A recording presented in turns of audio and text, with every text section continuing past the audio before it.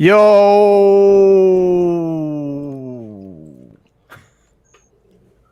what's up, guys? What's going on? How you guys doing? I am here in my Xbox onesie. The onesie tonight. No fanboy shit. No fanboy shit. All right, I just like my Xbox onesie. Yeah, that's right, man. Look at that Nintendo. Yeah, see, man. Yeah. Nice. Nice. There we go. We always say Mike and Kevin, man. I don't know why the fuck you guys aren't wearing just some shit, to represent something, man. This is just unacceptable, guys. Unacceptable. Sorry. Man. What up, fam? What's going on? This is 39, 38. 38 or 39. 38. Yeah. Wow. 38. Backlog Chronicles live special. We have a great guest today with us. A brother and a friend. Been waiting a long ass time to finally get this guy on the show. Ladies and gentlemen, Jon Scarr. Hey, Jon, what's up, baby? Hey, what's going on, man?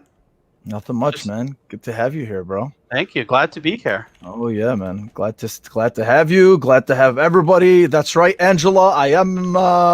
You know what? I'm not gonna I am not gonna feed that fanboy shit. I'm a ex-pony, whatever the fuck you want to call it, man. Together. Thank you guys for joining us. We got a lot to. It's gonna be a fun one. I am Mo, Dr. Mo. Bokalma. Yes.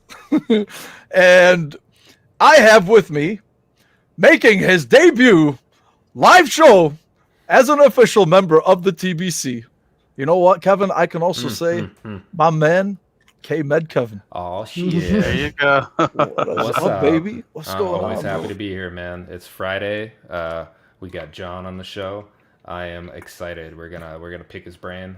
And yeah, we are, man. Yeah, we are. We definitely are. We're gonna get deep in there, bro. You better get ready for that, man. Better get ready. This guy's all about I'm all about the getting deep in there. Just he might make you uncomfortable, Jon. He's got those kinds of tendencies, which we love and appreciate, about Kevin. Yeah, of course. My man, Mike. What's up, baby? Hey. How you doing, Mo? Pretty good, man. Gaming hard this week into some new stuff because holy shit, my regular stuff is like not good. My regular jam is not good. But yeah, I'm doing good. I'm watching a lot of movies. Like I'm trying to watch different stuff. You know what I mean? So yeah, I'm just like enjoying my time, You're in that poetic mood right now, aren't you? I am, dude. Today's been a pretty good day. And then last minute, I had like the whole house to myself. So I was like, yo, we're jamming some techno rap and I'm vibing out. So yeah, I'm excited for tonight. Rap, huh? Something. It was called Trapanese. That's what it was called. Oh wow. Yeah. Trapanese? Yeah. The fuck is Trapanese, man? Are you Googling that shit right now? Trap music and like Japanese beats, I guess, with like their type of instruments. It's like I swear one of the whole hour-long takes, Mo, was that Ghost Runner video game that you were telling me about the soundtrack. I was like, I want to listen to this because the dude had the sword on his shoulder, coat, like a metallic helmet or something on it. And it was just like, I was like, I think this is that game that Mo was telling me about. So Ghost Runner is the truth, man. If you have played Ghost Runner, play Ghost Runner. It is amazing. Dude, I see you. Yeah. What about you, Mo? How you been, man? I'm good, man. Before I get to me, I'm at Jon. Yeah. Let people know who you are, what you do, about your channel. Hell yeah. Well, let's go, baby. I'm the gaming editor for Best Buy Canada blog. I've actually been working with them for the last 5 or 6 years, and it's only been the last 2 to 3 years that I've been the editor there. And I just recently opened up my own YouTube channel, 4 Scars Gaming, and just stream games every time I'm playing. Pretty much, I'm streaming. I love playing games, so I thought, why not share it with the community? Mm-hmm. So I've been a long time gamer. First time I got into games was probably back in 1984 on the Commodore 64 that my dad bought for me. Oh yeah, So- Yourself, man. experience. Yeah, man. Oh, you go way back. That's way You back. go Yeah. way back. Yep. And Oh just yeah. loving games ever since then. Well, that's cool, man. That's Yeah. cool, dude. All right. Yeah. Well, yeah, check out his channel. John has been streaming a lot recently. You know, he's got some good stuff, and obviously, as a as a reviewer for a blog, he's able to get some. You know, he gets early access to some games. I don't know, depending on what it is that they let you stream or not. You know, Yeah. but Yeah. There's always some embargoes least that I've got to follow. at least like that's like yeah, I know. At least like it's some bait. You can pull, you know? Yeah. Hey, you want to see some early shit? Follow me. Yeah. Yeah. Oh man, that's awesome, dude. Good to have you here. Kevin, what's new with you, man? Man, you know, I am living the dream. I'm living Man, the I can dream. tell, It- dude. Yeah, bro. You know, every day is a struggle not to just be so excited that I pass out. And and I tell you, gaming wise, it's almost spring here, or fake spring as we like to call it up in northern Idaho. But gaming wise, I've been kind of just dicking around with a bunch of stuff. I'm waiting on some releases. I haven't really sunk in too much time on anything. I'm not a big golfer, so you know I don't join you guys to golf at night. Even though I'm jealous of all the holes that you know you're playing with. But yeah, no, I haven't been playing shit really. I've been doing some Game Pass quests. The PS5 needs to be dusted off because I'm just not in the mood to play much there. I might actually tackle some Cyberpunk here soon because I'm in a lull and Just all's wait, good, man. though. All's good. Just wait. You've already Just waited. wait? I don't How know. wait? Oh wait, you have played Cyberpunk already. I played a little bit. Yeah. Oh, yeah, I'm yeah, probably okay. like 10 or 15 Yeah. hours in. Yeah. How long are we gonna wait though, man? It might be another 10 years. I might be 50. I am not getting into that conversation right now. I've talked enough Cyberpunk for a fucking lifetime. Yeah, we have. No, I've been good, man. I've been good. Good shit, man.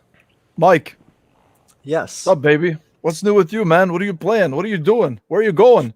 Who you seeing? Man, I'm playing a lot of games lately, Mo. Not as many as last time, but man, I was playing a lot of Halo Reach last night, dog. And I know Such a I good was game. man, I did not really expect this whole true alien war type of game when you're like storming the beaches or you're like fighting up the hill. Like, dude, it hit those like because to me, Halo is, from what I recall in my memories when I first played it as a youngster, wasn't that. It was more so about like, I don't know, the first person aspect, throwing grenades, like I am catching satisfaction levels with like destroying like waves of grunts with, you know, the assault rifle. And I'm like, whoa, I don't remember this being in Halo, like that type of gameplay. I don't know what it's called. The impact on the elites. I was playing a lot last night anyways. And I'm coming to see that it's like the Osiris. You ever see the Animatrix? It's like the final mission that like kind of spurs on something. And I was like, that's why everything is happening kind of so fast. Like, boom, this person's dead. Boom. Like, oh, I get it. Like, this is cool. Like Noble 6. What? Why haven't I heard of this dude? But yeah. And then like Mortal Kombat and stuff. So the movie has motivated me. It's the ninjas. Hey man, I'm sorry. I gotta do the hey Doom, man. Doom. You know, I like you, dude. Oh no, wait, I pressed the wrong one. I'm sorry.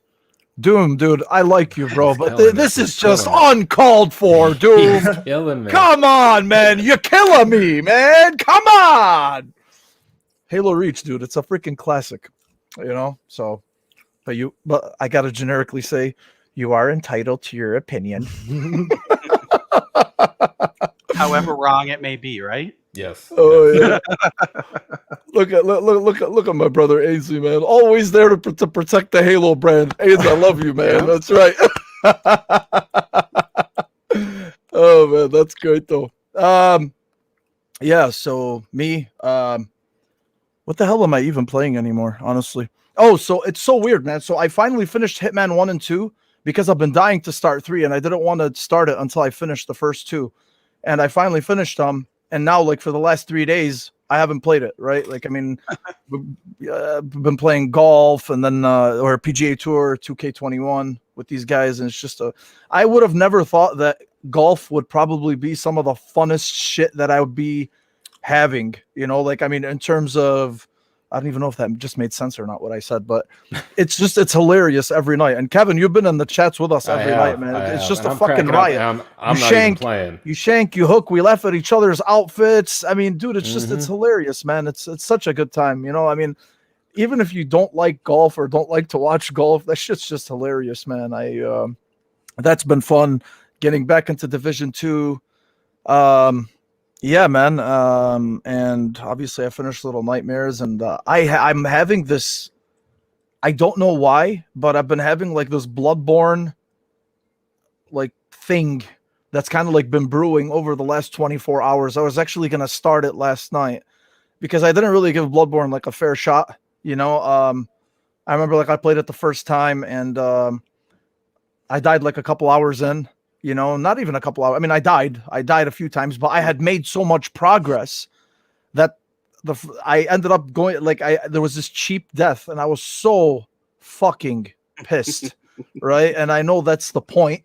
Yeah, that is the point, right? But oh my god, I was so mad because it was such a shitty cheap death, and then it kind of like erased the progress that I had made. And I know that's the point. I know, but yeah, I'm really, really, really itching to get back into it. Like, I mean, I don't know. Yeah, so I might end up doing that, or I'm probably just talking out of my ass, and I just might play PGA Tour 2K21 again tonight. You know, I thought you might have picked up Godfall now that it's on sale. Right? No. Yeah. You know what's funny is I actually, you know, because I'm a sucker. So when the game first came out, I picked up the Ascended edition. Yeah. And then Graham played it, you know, and Graham said, he's like, you know, hey, this game sucks, right? I'm like, okay. And then you know, a few other people, and I remember I talked to you about it too. Yeah. You know, I mean, you told me like it was nothing special. It wasn't as bad as everybody was making it out to be, but it was just. Yeah. But it wasn't worth the premium price. Absolutely not. Right? Absolutely not. No. Yeah. But you know, for like half price, I think it's a pretty game. The ending totally sucks on it. Yeah. But I know I had like when I beat it, I was like, is that it? I had to go and like look up and make sure I didn't miss something. Like I pressed a button and stuff like that. Like, nope, that was the ending. But overall, I mean, it's an okay game. If it's on sale, you can get it for like $40. I think it's worth a shot. You know. Yeah. It's okay, but definitely not full price. No, yeah. I mean, even full price, I don't know, you know. Yeah. Degeneracy aside, like that was like one of the few times where I was like, oh yeah, I don't know, you know, no, I don't think so. Like even the regular version is like down to, you could get it for what, like $30-$35 or something like that. And I still won't, you know, until like at least but then again, Mike, you know. Sorry, no, I don't want to hurt your feelings. I paid full price for the Avengers at launch, you know, so. Ooh, that hurts. That fucking hurts. Yeah, I know, man. I know. So, whatever. I think, Well, no, not Godfall. Definitely not Godfall. No. Honestly, I'm just waiting for. That was one of my disappointments too. I heard it was not as good as what people thought it was going to be. Yeah, definitely. And because I was one of those people, I thought it was going to be that good. But yeah. So looking forward to seeing if I can actually hack it at Bloodborne. You can, Mo. You can. I know, bro. I know. You just gotta keep at it. I think you can do it. Dude, I have no patience, and I just give up like a little bitch, you know. So I mean, once you make your like first or second loop around back to the lantern, and you like level up your character in strength, I would suggest you'll be like, oh, so they go down in 2 hits instead of 3. I like that. And you just kind of keep on, and you're like, I don't think you made that sound any better just then. I just want you to know that it still sounds awful. It's good stuff. It's good stuff. Yeah, I know, man. Well, we'll see. I don't know, but I do want everybody to hold me accountable, or hold me to it. Hold me to it if I end up giving up on the game. I don't intend to. I do want to have it beat at least before Returnal comes out at the end of the month. Returnal is coming out March 30 or April 30. I can't fucking remember. I can never remember. These games all keep getting delayed. I think it's April now. I think it's April too. Yeah. April 30? I don't know if it's 30, but I'm pretty sure it's April. I don't know. I hope somebody can at least somebody will end up telling me. 30th. Is it April 30th? Oh, yep, April 30th. 30th. Yeah, okay, then I got plenty of time. Yeah. I definitely got plenty of time. All right, yeah. So let's kick this off. We got some, this week was weird, man, because, usually compared to last week where we just got these last couple of weeks, we got flooded with stuff, and this week it was kind of like, there was some cool shit, I mean, we had a trailer leak that was good enough to release on like an old Nokia, but yeah, it was. Man. And then upscaled. Yeah, and it was upscaled, but we'll get to that in a bit. The first thing really was Sony, apparently they're unlocking the PS5 storage extension this summer. This was according to, I know. So this was really this was according to a Bloomberg report. Apparently, we all know that this was something that they said, before the PS5 came out. They said that it's not going to be available at launch, for the expansion until, I don't know, they had to like figure out, what compatibility, and I'm sure like with the manufacturers and all that other stuff. And it's been really bothering some people. Actually, it's been bothering a lot of people because storage itself is very limited, and it sucks because you can't store PS5 games on an SSD or an external SSD. It's either you store them on there or you you can store your PS4 games on there, but if they're natively for the PS5, right? Am I right, John? I'm pretty sure. That's you can't store any PS5 games on external, but you can store and run PS4 on external. Yeah. So that's been obviously the storage situation has kind of, brought headlines and, just a lot of bickering online and shit like that, but they're finally unlocking it. And apparently, what they're going to do is, they're also going to release a firmware update, which is going to allow to control the cooling fan speeds of the system to prevent overheating, and I remember this made some headlines a couple days ago and they're like, it wasn't built right. It wasn't built right. I'm like, have you ever fucking touched the back of the SSD expansion card for the Xbox Series X? That bitch is hot. Yeah. Right? It is hot. So these people just, whatever, man. I'm not going to get into that whole fanboy bullshit. But the point is, just everybody talks out of their ass and they don't exactly know, how these things work. Yeah, these things produce heat and it's gonna and they are gonna get hot. And they've already talked before about the firmware updates. They actually said it might be on a game by game basis, to increase the fans, the speed of the fans, because depending on how much load a certain game puts on the console itself, so this is going to be no different. I mean, they're also going to be adjusting it for the SSD.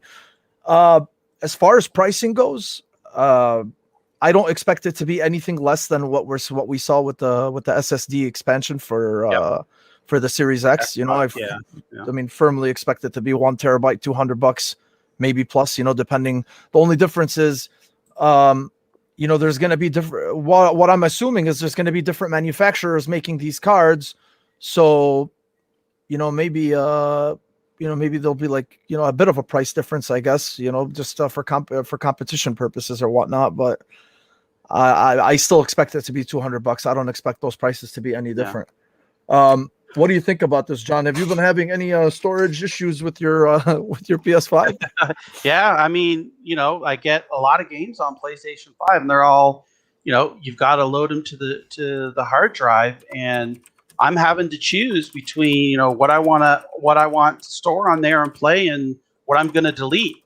So, I understand, that they're going to be making once they unlock that ability. So they're just like you said. I expect the prices of the Sony spec SSDs, the ones that run the same speed as the internal one on a PS5, to be around the same price point as the that we're seeing for Series X. Right. Now, I remember when they had that talk like a year ago, they said that, you can use a slower SSD, and they've built something in like a bridge within the PS5 to interpolate and kind of speed it up. But you know what?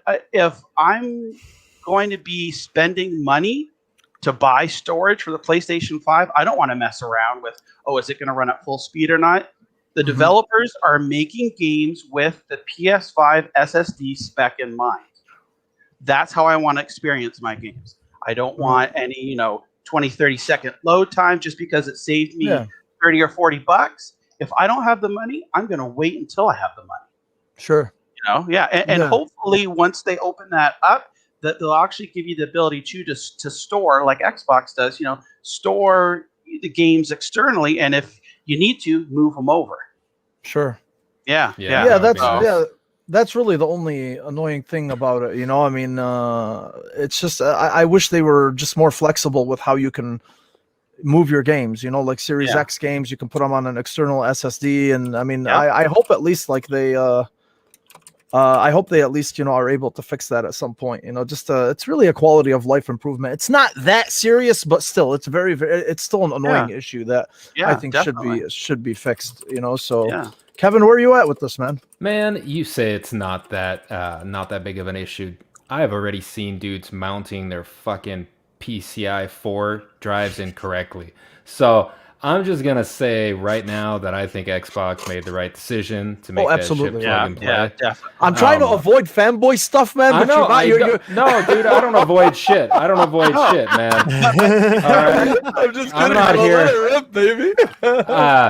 I build computers all the fucking time. It's not a big deal, but these people are literally the fucking bay is ginormous. So they're going to get in there and it's going to be like throwing a hot dog down a hallway, and they're not going to know what to do when they see this giant thing. So I don't know, man. I'm hoping that people don't fuck their shit up. The drives are priced just like you said, Mo. They're priced the same. So I don't think that's going to be, a huge concern. They're going to be, $200 to $300 depending on what brand. Right. And we'll see, branded ones, I think, sooner than later, specifically for PS5. Yep. Because some have heat sinks and some don't. And, they're going to want to measure the clearance and all that shit to be able to fit in that bay. But I'm still thinking the decision to make it internal just wasn't that great. Not for a console. It's just not something you expect your average consumer to do. That really goes to that goes to engineering too, man. This is why let's be honest with each other. When I first heard about how you can get the expansion card for the Series X, and it just fucking plugs straight into the PCI Express from the back of the console, that's some impressive shit, man. Honestly, it is. At least I thought it was very impressive. So, I agree with what you said. Yeah, I'm not really a big fan of the whole internal thing. Like, I don't like opening, the console. Like like the other day when I was putting the Bloodborne skin, on the console, and all the lights and shit that I got from Flaming Toast. Flaming Toast is awesome, by the way. You guys should check it out. I remember just opening it and whatever, and I was like, man, this is fucking annoying. It's not hard, but it's just it's inconvenient. Like, we're at the point now where convenience really is what rules everything. And from that perspective, am I gonna care at the end of the day? Nah, I'm still gonna open it. I'm still gonna pop it in. I'm still gonna, because I do feel like that's the way that it's intended to be used at the end of the day, to take advantage of the speeds and whatnot. So we'll see. The one thing though that I will say too, even though the SSD expansion for the Series X is expensive, the Series X and the Series S, you got to remember, man, that form factor itself is incredible. It's brand new technology too, right? It's amazing because if you look at the expansion bay inside the PS5, it looks like it's gonna look like a RAM stick, basically. It kind of seems like it. And this one you don't. And with the Series X expansion, you're talking about a card that's literally this big. And I don't know how the hell they ended up doing that. And that's really impressive. So initially, when they first revealed the price point, I was like, holy shit, man, that's crazy. $210 for 1 terabyte. But then, dude, like, again, it's all about convenience. It's all about convenience and just the form factor itself. Like, you could just imagine there was a lot of R&D that went into that shit. And that's why it's optional. You don't have to buy it, right? You don't have to buy it. But after really you think about it, I mean, yeah, dude, I mean, you're getting it for pretty much market price for an M.2, you know, or at least near market price. And to get it in that form factor, let's see if Sony surprises us at least with these prices. So we'll see. Mike, SSD, baby. Well, shit. Let me tell you everything I know about this, dog.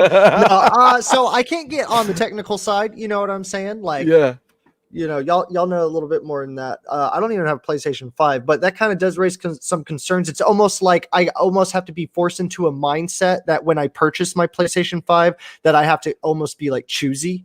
Mm-hmm. And if I don't want to be choosy, I got to go out of my way to make sure things are good to go. You know, I have put a 2 terabyte in my old PlayStation 4, so I'm like, am aware of the convenience. And I got so many games on that PlayStation 4 that is just like so, oh my God, it's beautiful. You know what I mean? But to do it all this with the new consoles and me not really like having that, like that solid feel that like, all right, I'm going to trust you to do the right thing console, you know, to run properly, even when I take it apart or, you know, kind of all those concerns you were kind of stating there, John, like I'm right there with you, man. And it's like, if I don't have the money for the best quality stuff, I'm going to wait, or I'm going to wait until they like, you know, relaunch a PlayStation 5 Pro, or I'm not going to wait that long. But what I'm saying is like, if I want any more storage, I would just get that one, you know, then or whatever. But yeah, that sucks that it has to be such a obstacle to figure that out. So just curious too, Mo. So when you plug that card into the back of the Xbox, does is the heads up display and all that stuff to like manage your games? Is it like very smooth? Yeah. Is it like you're like controlling apps or something like that, or what? Mm-hmm. You can set it as like the default place to install all the apps and games and stuff like that. It's very easy and user friendly, huh? Yeah, user friendly and super friendly. And it is, by PlayStation making the upgrade internal, you're pretty much limiting it to enthusiasts, really, right? Or the average person isn't going to feel comfortable, like everyone's been saying here, to take apart the PlayStation 5. They're like, man, I just spent $400 or $500 on this. You want me to open it up? Am I going to void the warranty? Am I going to short it out? You know, touching those SSDs, you got to worry about static. And, you know, I don't know. I really like the way that Xbox handled that. Like Mo's been saying here, is just you plug it in, you're done, and it's easy. Convenience, man. It's convenient and it's a console, right? So I mean, if it were a PC, I'd be like, I want standards, you know. But this is a console. It is what it is. It should be easy. He's right. It should be easy. Right. That's what it is. I mean, because. Well, that's really it, right? I mean, that's a big part of why, you know, some people go with PC and some people go with console. You know, it's either you want that convenience and the form factor and just to sit your ass down and pick up a controller, or you could just be a fucking sadist and, you know, try to keep upgrading your parts and, you know, I mean, picking different components and shit, because I built my own PC and it was... The first time it was fun, but I was also scared shitless, you know, up until I plugged it in and I fucking turned it on like Frankenstein, man. It's that was like one of the most satisfying moments of my life is when that bitch powered on and everything was working correctly. I'm like, oh my God, I did it. I fucking built a PC. Good it's really for you, awesome. Man. Yeah, never again though, but it was pretty cool. So, anyway, so we'll see, man. Hopefully they announce something soon so we can see the brands. Okay.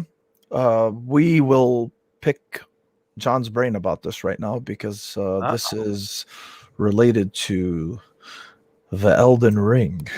Okay. So look, man, I have a few opinions on this, to be honest with you.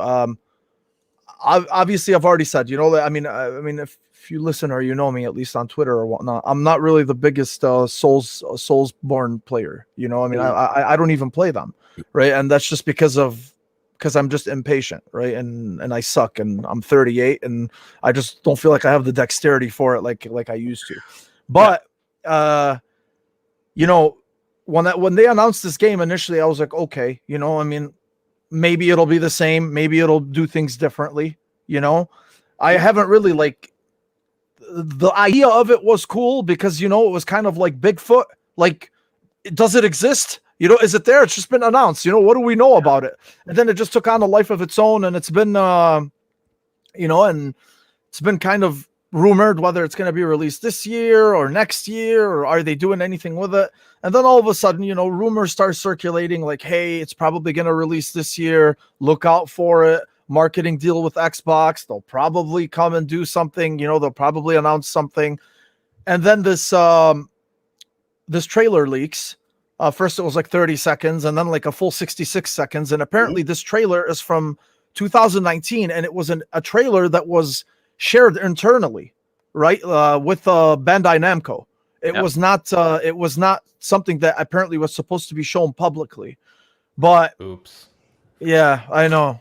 So, you know, then all the rumors come out. Is this intentional? Is this part of the marketing? Is this to gauge interest? Blah, blah, blah.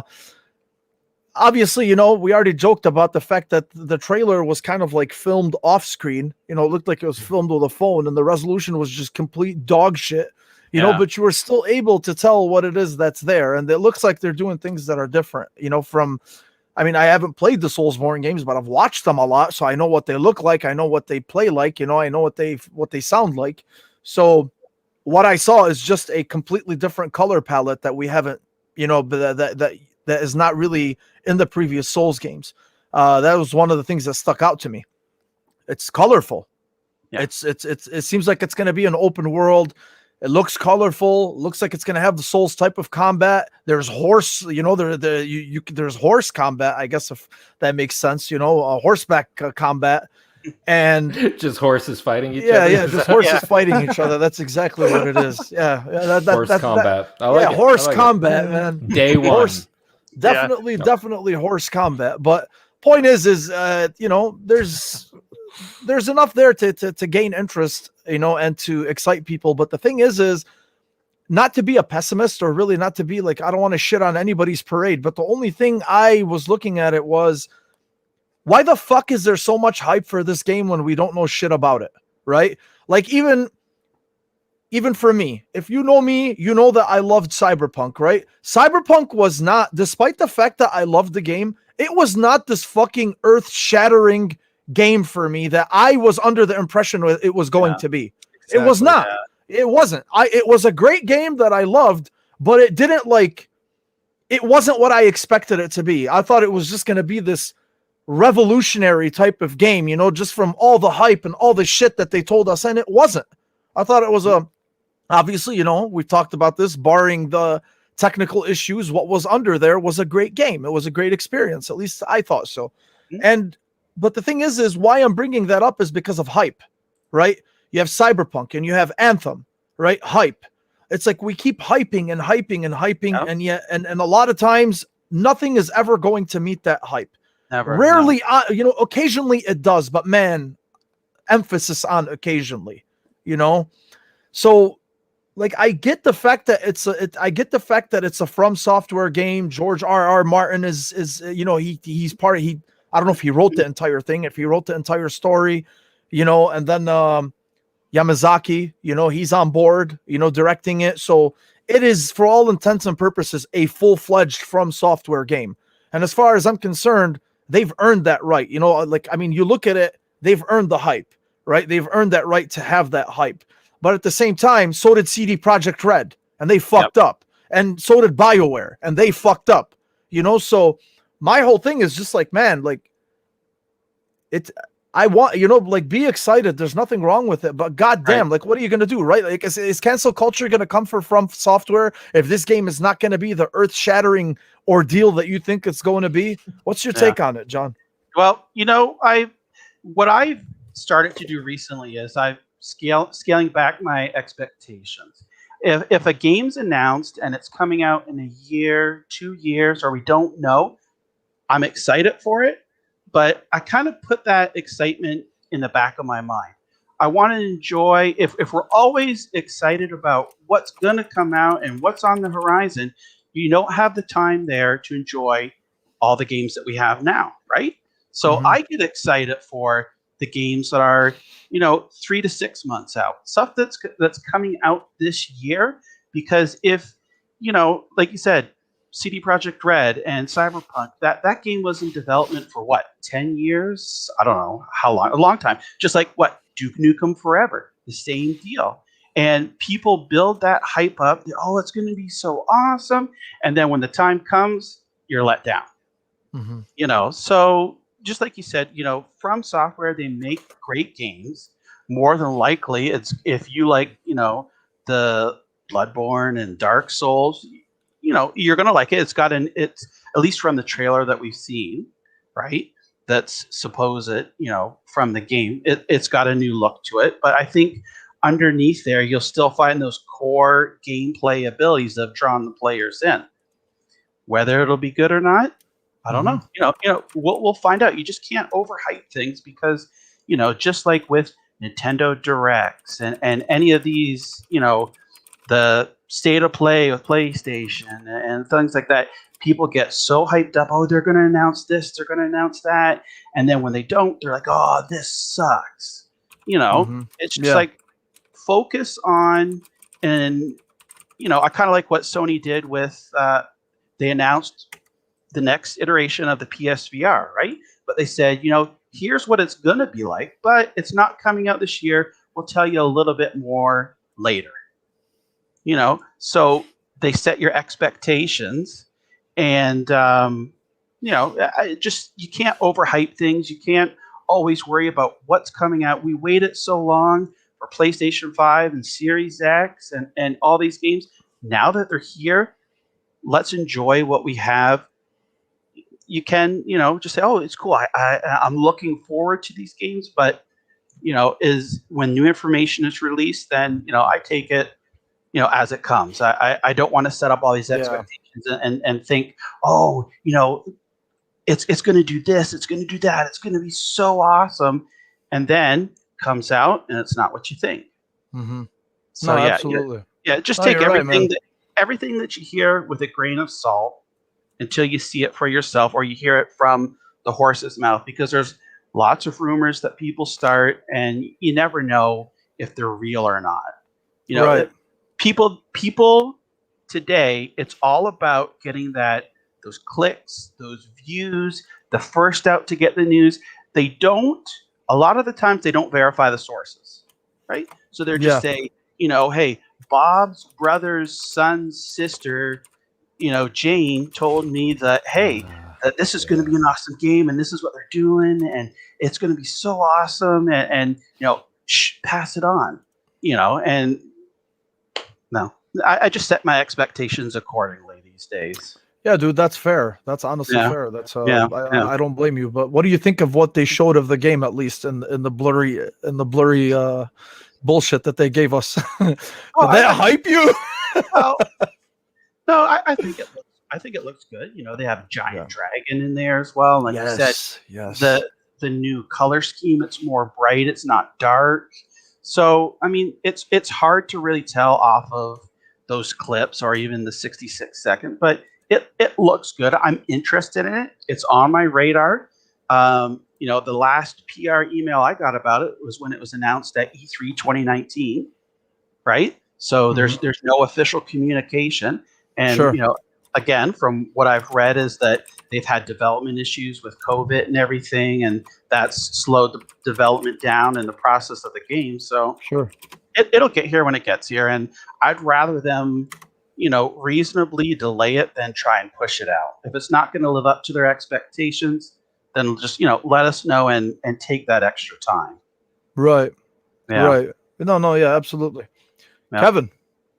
Oh, where you at with where you at with this whole thing, man? All right. Man, besides the fucking, I don't know. Besides the Vaseline rubbed on camera, that they use to fucking shoot that shit. People love not to know, and people love to know as little as possible because then their imagination can run, wild.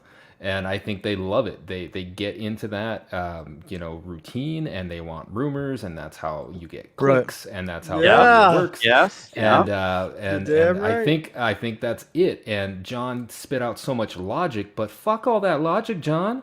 We don't have logic, man. They don't want logic. No? They want No, rumors. They want to believe what they want to believe. And, Yeah, that's exactly what it sadly, is. that That's ends up exactly with what it what is. John, what John says is disappointment. And I think we're going to see more and more of this. And quite frankly, it's kind of sad because these devs and these studios can't possibly, live up to these Right. expectations that these influencers and these people, and the media want them to. It's just not possible. I kind of wish that shit would just shadow drop all the time and we would just get games Fuck without hearing about it. yes. But Oh, I Yeah. would love that. then the But when you surprise get would be that, real. yeah, but when you get that, then you get the other side of the coin where people are complaining, why didn't we hear about this? All of a sudden it just Yeah, drops. well, So like you yeah, said, you you can can't never win. please. Right. You can't. You can never please You can't everybody. win. And at the end of the day, they're just like you and I. They're human beings, and they've poured their heart and soul into this game. And Yes. when you hear people, like, I feel so bad for CD Projekt Red, the developers, and all the stuff that people posted online, and just not cognizant of that these are real people. They have feelings too. Sure, you can convey your disappointment in a logical and nice manner, but everyone thinks that they can run a company better than the people doing it are. So it's just like the backseat drivers, basically. Yep. They should have done this, or yeah. Armchair Right. devs, man, armchair Yeah. devs.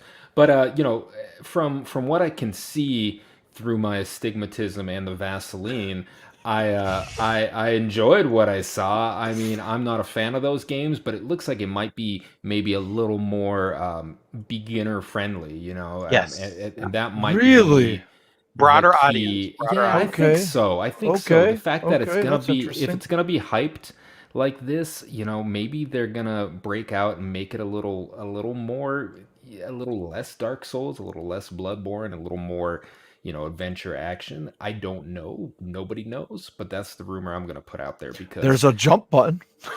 see, there's a jump Yeah. button, and if there's a jump button, that's game over right there. I mean, they've sold out, so Yeah, exactly. Right. Yeah. it's gonna be the Disney of Bloodborne. So There's nothing wrong with keeping that difficulty in there, but also offering a level that's more accessible to a wider audience of gamers. Right. What does that hurt? If you're not going to play it, who cares? Just because you beat the game on ultra hard, here's a trophy for you. You're so awesome. But you know what? I want to play it on easy, and I'm still going to have a great time. And we always don't have to compare things to each other. There's no reason why you can't have an easier mode on games. And I know a lot of people, it's open to debate, but I'm just the more gamers that you can get involved in playing your game and the bigger audience you can bring it to, the better. Right. No. Why make such a niche, close your audience down and have such a niche audience where you're limiting yourself to it. It just doesn't make sense anymore to me. Yeah. This is a conversation that can really go both ways. I'm personally I'm of the mindset that I don't want to get poetic or whatever, but when I look at games, it's art, right? That's the way I interpret it. I'm like, this is fucking art. It doesn't have to be a painting to be art. So games like that, especially because when you appreciate a piece of art, if you're playing it or watching it or looking at it or whatever it is, it's whatever it is that the authors or the creators or whatever it is are trying to interpret to you, or this is like their vision. This is my vision of this art, and this is what I want you to, and this is what I want you to see out of it, or to get out of it. So accessibility thing, I don't want to get into that because that's kind of like a touchy topic, and I agree with you 100%. Accessibility, I'm all for it. I'm all for it. But when it comes to these games, and this is somebody who's not a big fan of these types of games, I'm okay with what they do with them. And the reason why is because, like, if this is what you're trying to convey with these games, and I understand what you're telling me too, that it's niche, there's only a certain amount of people who can play it, or who can not appreciate it, or who can get through these games or whatnot. I played them, like Sekiro. Sekiro, I loved it. I thought it was great. I put several hours into it. Okay. But at the end of the day, it got too hard, right? For me, it got too hard and I just didn't have the patience for it. So my only disappointment, see, this is where I kind of get split up on this issue, because my disappointment with it was, I'm like, fuck, I wish I could see it all the way, because it's such a beautiful world and the story looks so cool. But at the same time, I was like, you know what? I can't hack it. Right. I know I have friends who beat the game. I have friends who enjoyed it. I have friends who just say it's just complete fucking sadism to get through the entire game, but they still got through it, and that's really my whole point is like, if it's not for me, I'm okay with it. Right. Like I'm okay with it if it's not for me, but at the other side, yeah, I agree with you as well, because it would be nice to see these things all the way through. Yeah. Well, no, I'm not trying to say like force the developer to add, this easy mode or more accessible mode. But what I'm saying is, if they add it, then it's not a big deal. Like some people say, oh no, if they add it, it'll totally ruin the game. Well, you're never going to play in that mode. So what's the difference? Yeah. True. So if they add it, that's fine. I'm cool with that. But I'm not trying to say, force them. This is their vision. Like you said, it's art. So this is their vision. So if they decide not to add that more accessible mode, I'm okay with that. I'm just saying that if they do decide to add it down the road, or a game comes out that's just known for notoriously being hard and they have this accessibility mode, it's okay. At the end of the day, it's not going to affect you. So, move on. Yeah, no, I agree. Definitely. Mike, what's your take on Elden Ring, man? I know you've been sitting silently, licking your chops. Dude. I keep up with this game. I try to follow whatever news is leaking or whatever, just not so spoilerly, but more so what the story is or how the combat's going to be. And yes, I agree with all you guys. Kevin, I'm really surprised that you hit some of those points without a dude playing any of the games or whatever, just from visuals. I do think it's going to be something like Dark Souls and Sekiro fused together.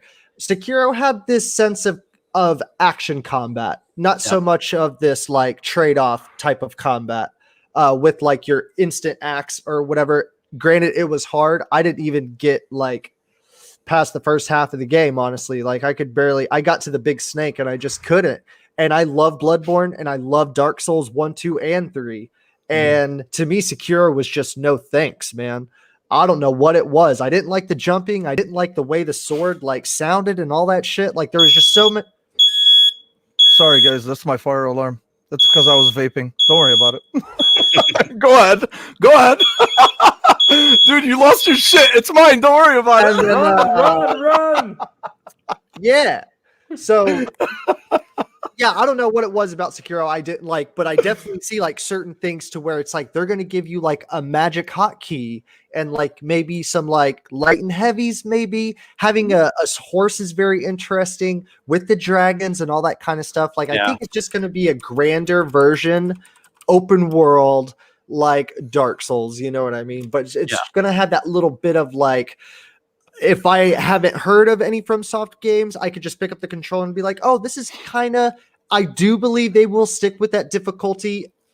I don't think that it would cause any problems if they made an easy mode on it. You know what I'm saying? I do agree with the more players I can play. That's great. I do think they will stick with the hard mode though. But there will be that slight, this is an open world action game in a way, but it has that Dark Souls spin. All the character models look the same. All those graphics look the same. You know what I mean? Where it's not quite realistic. It's a little off, in whatever way it is or whatever. But yeah, I think it'll be a good even merge. I do have a feeling it will be massive. And I have a feeling that it will bring a lot of different type of areas from your iconic fantasy places, dark, medieval, Victorian, even woods, caves, and all that kind of stuff. That kind of adventure. It reminds me of a darker version of Lord of the Rings. Yes. But it's it's Viking based lore. Yeah. So this seems pretty cool, man. I'm fairly interested. Can't wait for it. Fairly, huh?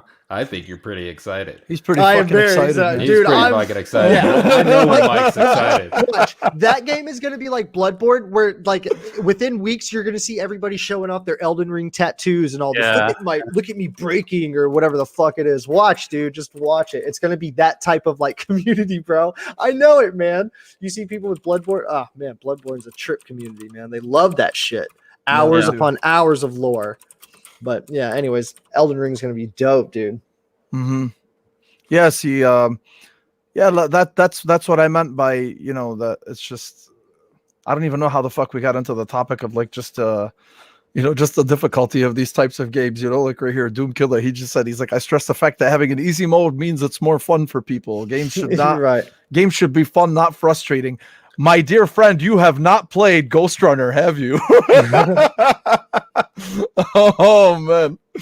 But yeah, so it really is, honestly, that's what I was telling you, like really both arguments have merit, you know. Right. I mean, so there really is no right or wrong here.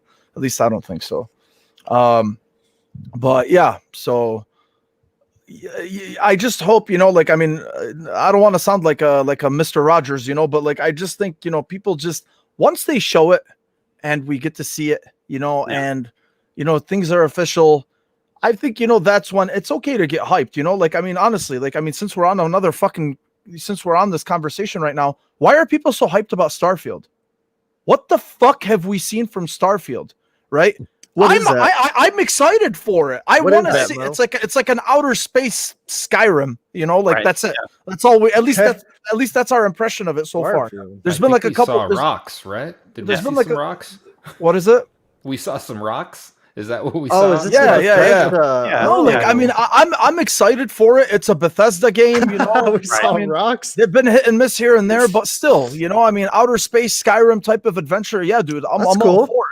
Yeah. But still, like, I mean, it's just that's all I was trying to say earlier is like there's a lot of hype that's being generated for shit that we barely see or know. And I think after Anthem, Cyberpunk, and whatever, like, I mean, I think people just really, dude, be excited. Nobody's trying to piss on your parade, but fuck, Right. man, like, let's just Yeah. keep that shit in check because Yeah, I at the agree point with is you're that. gonna come No. out with your pitchforks and Yeah. See, okay, so here's the thing. I Let me want just my mention money this real back. quick. Like with the whole speculation, because the more you speculate, the more clicks you get, and the more Yep, people you got yep. talking about it, That's the right. more fans talk about it, the more expectations like, ooh, this makes sense. This adds up, and they like get all together. You know what I mean? And it does. And it does. Like, oh, I know what that character is. Like, and if it's not that character, because I think it's so cool, and I've been spinning my own narrative because I've never made this game in my life. Like, and they don't deliver the way I want it to be because I'm such a like in the community or whatever. It's like, I don't like that. And it's Yeah. like, then go make your own fucking video game, my friend. That I'm sorry, I'm not trying to be rude, yeah, but that's the way it is, man. Like, and that's what that hype does. It generates that where it's like, oh, this is going to be good. Some things are going to be good, and I'm all down about hype. I love me some good hype in the morning. You know what I'm saying? Start my day off with hype. But it could be, you know, too far one way. You're just like, ugh. Yeah.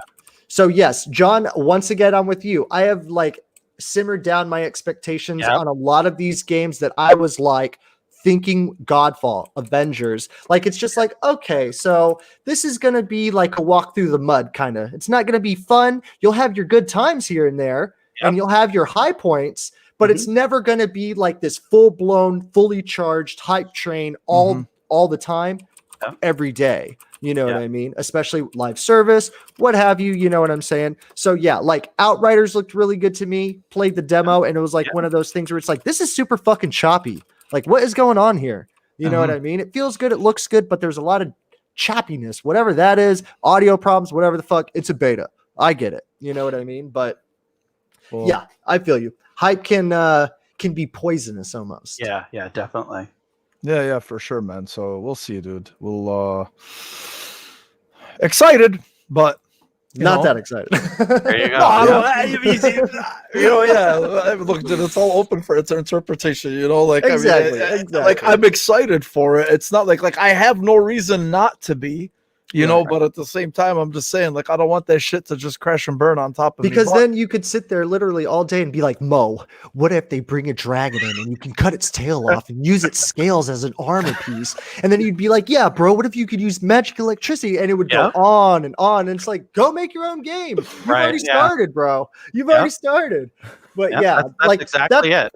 Because a lot of speculation happens in Avengers, and I'm like, and they're like, ooh, this character and that character. I'm like, yeah, that would be cool, but we got fucking problems right now, like 3 feet in front of me. Like you're talking about, 2021, late 21 type of shit. And I just can't get into that conversation because it's just like, and then it just falls off, like cool idea, buddy. Hang on to that one. You know what I mean? So whenever you go and make your own game, you know what I mean? It's just, hype, baby. Game positive, you are right, my man. I am wearing it. I'm sorry, I had to ask you. You're good. Oh yeah, but you're right, dude. Now I got one more question. Do you guys think, because of the marketing deal that they have with Xbox, do you think they'll show anything at the supposed rumored event? I think they'll wait for the summer, like for the E3 digital event. I don't think so personally. No, Kevin. Yeah, I don't think so either. No? Aaron Greenberg already shot down all my dreams. You know what, dude? Aaron Greenberg, let me tell you why I don't believe him, because the reason why is because when people discovered the Twitter accounts for Fable and Perfect Dark, he shot that shit down right away, and he said there's nothing to see here. I remember, I have him bookmarked somewhere. He's like, there's nothing to see here. These are just placeholders. We just keep them just in case. Right. So you're saying that his skinny jeans are on a little too tight. 100%. That is the perfect analogy. Perfect. Mike, what's up? What are you thinking? Summer? Are you looking at Elden Ring release date? No. Just like announcement, like just like a reveal. Confirmation. Yeah, no, just like where they blow the doors open on it. Like, I mean, do you think it's gonna happen soon or summertime, like these guys are saying? I don't know, unless if that little leak like fucked them over somehow and they're like, oh shit, we got to get it out because, it's already out. Like, might as well make it official kind of thing. I don't know, dude. Honestly, I can't, I'm not good at these. I mean, it would be awesome if it was summer. Like, yeah, just to have something to look forward to. And like that's been the game that's kind of been on my mind for a while now when it comes to like bigger games or whatever. So I would like to see that game be announced / released at least before 21 is over, Right. Yeah. There's a lot of shit too, man. I mean, we talk about this all the time. We just know what's coming out. Like, the only game that's confirmed right now in the fall is Halo Infinite. Right. I don't know anything else and honestly, that's all I care about. But I mean, I don't know anything else that's coming out in the fall is going to be just a nice addition to, like Halo is just going to rule the fall. I mean, unless like something comes and really takes its thunder away, which you can most likely expect, something will probably happen to try to take that thunder away. Yeah, right. Exactly. Fall Guys too. 100% Fall Guys. Bam! Right on the money, baby. Oh yeah. That's why they ended up signing with Epic, man. They got big ideas planned.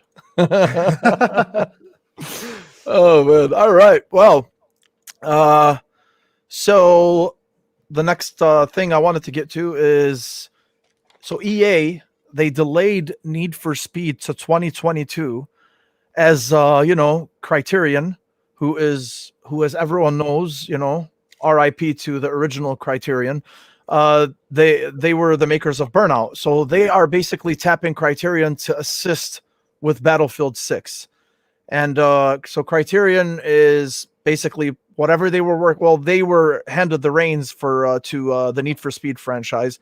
Still don't fucking understand why they're so hesitant to make another Burnout, but what the fuck do your customers know? But so it really, my impression of this too, and the other thing is because obviously they have DICE LA, who's also on board for this.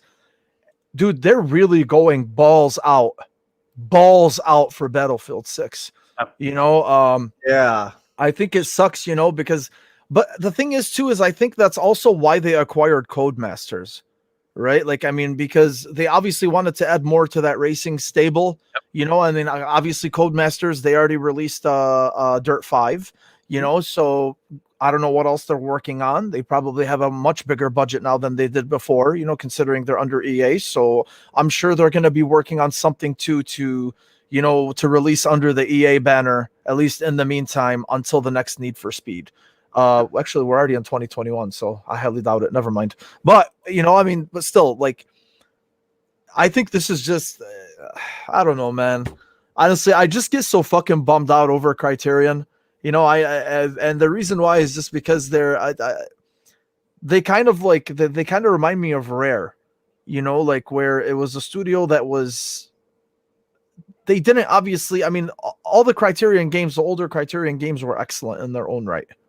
We all know Burnout, Burnout 2, Burnout 3, fucking Burnout Paradise, they were all fantastic. Burnout 3 Takedown for me is still my favorite.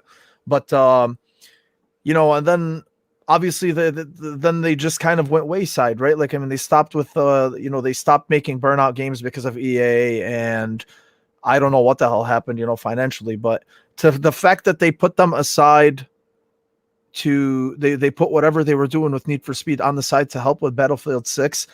EA knows that Need for Speed is one of their biggest franchises.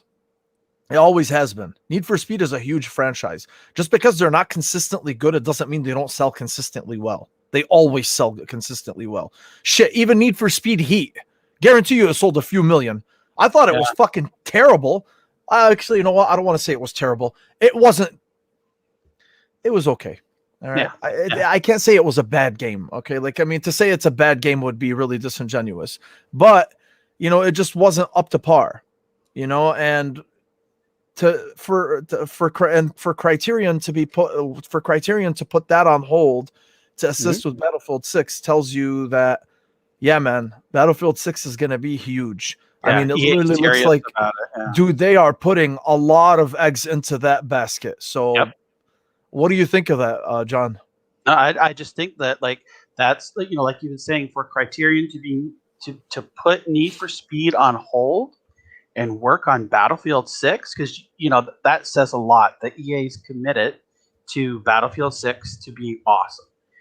And they're gonna, of course, we're gonna get our yearly Call of Duty game, right? So they know that Call of Duty's coming out, and they're putting full force behind this. And I just think with Criterion on there, it's going to be like an even bigger and grander type game with maybe like over the top explosions. Kind of bring their expertise into the game that they've done with Burnout and kind of incorporate it into that Battlefield experience. Right. So yeah, right. I definitely think EA is just like, that just shows commitment, like that they put that Need for Speed on hold and that they're focusing on Battlefield. So it looks like, it sounds like it's going to be good. And from, what we've heard so far, I don't see why it wouldn't be. But again, we'll keep our expectations in check here and see what they show us at E3 this year. Sure. Yeah. Kevin, where are you at with this, man? All Are you disappointed? So, no, I'm not disappointed. If my dogs bark, like right now, I'm getting a delivery. But I think Battlefield should fucking crush Call of Duty. Yeah. And I want them to, because Call of Duty needs, some competition, and Battlefield really hasn't been there the last, I'd say two Battlefields in my opinion. And I've played them all, and I really like Battlefield. So I want them to be good. And if this is what it takes, I can hold off on some shitty Need for Speed for a little bit and just play the shit that's already out there. Plus, like you said, they got Codemasters.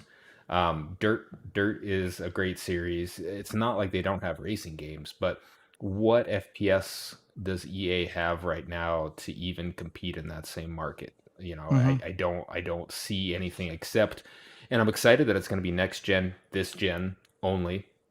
So, good on them, man. Yeah. I want my socks to be blown off. And Battlefield, that DICE engine is good. It's a nice engine. So I can only imagine if they put enough resources in there, it's gonna look, like it deserves to be, on this hardware that we have now. So that's my take on it. I'm totally okay with it. I'm not butthurt about it. It's probably a good move. Yeah, absolutely, man. So Mike, where you at, man? Battlefield? it makes me feel like they are putting a lot of eggs in that basket, and I do wonder if they saw Warzone coming the way it did a few like early whenever they were developing Battlefield or anything like that. You know, did they see the competition release Warzone? Did they see that coming? And then they were like, "Ooh, damn, that was really good. Look at what they're doing now. Look at what they're doing not only on the live free to play spectrum, but they're also selling copies of Cold War still and skins still. I got buddies buying Cold War skins. I'm like, get the fuck out of here with that, dude. Like, you know, whatever. And but yeah, that to me is like, because if Battlefield brings in a live battle royale of their own version on top of a game, on top of a series of games, they want to kickstart it off good. I agree with Kevin. I jumped in Battlefield on 1 and 4. This recent one is 4 or 5? 5, right? 5, yep. And the entire time we played it, I wanted to play 4 because of how people were talking about 4 over the other 2 games. And they were like, it changes the levels. It like the destruction is different because or something like that. And I was like, wow, it's modern as well. So I was like, whoa, that sounds super awesome, you know?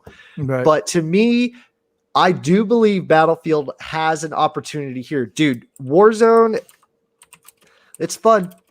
No lie, no doubt. But there's a lot of hackers. There's a lot of issues with it. Like sometimes I play for 4 hours and I don't have a good time the entire time. And I ask my buddies, like, why the fuck are we playing this game? You know what I mean? Play Division 2.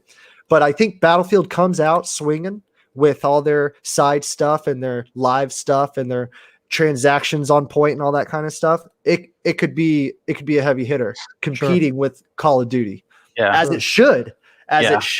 Because Battlefield does have something different to bring. And that's what I like about it.